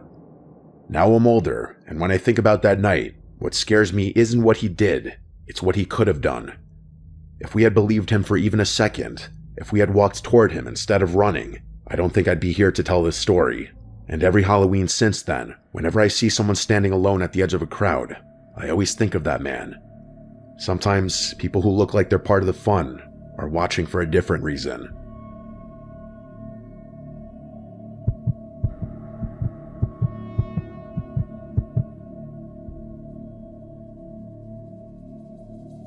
My name is Roger, and this happened to me on Halloween night 3 years ago. I'm 29 and work a boring office job, but it's good pay. When this happened, I was getting stuck with the stuff. Beginner's time off, the shifts nobody wanted, etc. So when Halloween, my favorite holiday, rolled around, I was actually quite excited. It was never easy being the new guy at work, so I was wanting to enjoy a night of seeing kids be kids and chilling out at home watching movies. At the time, I was living alone in a small house on the outskirts of town with my girlfriend, but she was out of town with her parents. It wasn't isolated exactly. I had neighbors, but the street got really quiet once the trick-or-treating hours ended.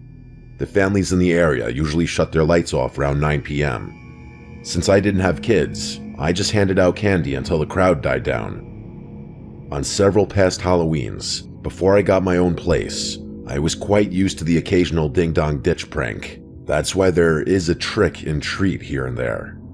That year, Halloween fell on a Saturday, and I remember it was chilly but clear out. By 10:30, I was lounging on my couch, half watching a horror movie while picking through a bowl of leftover candy. I hadn't seen anyone in about an hour, so when I heard a faint knock at my side door, I assumed it was stragglers. But when I opened the door, no one was there. Just the empty driveway and the faint rustling of leaves. I brushed it off. Kids play pranks all the time on Halloween. I headed back to my living room to finish watching The Conjuring 2.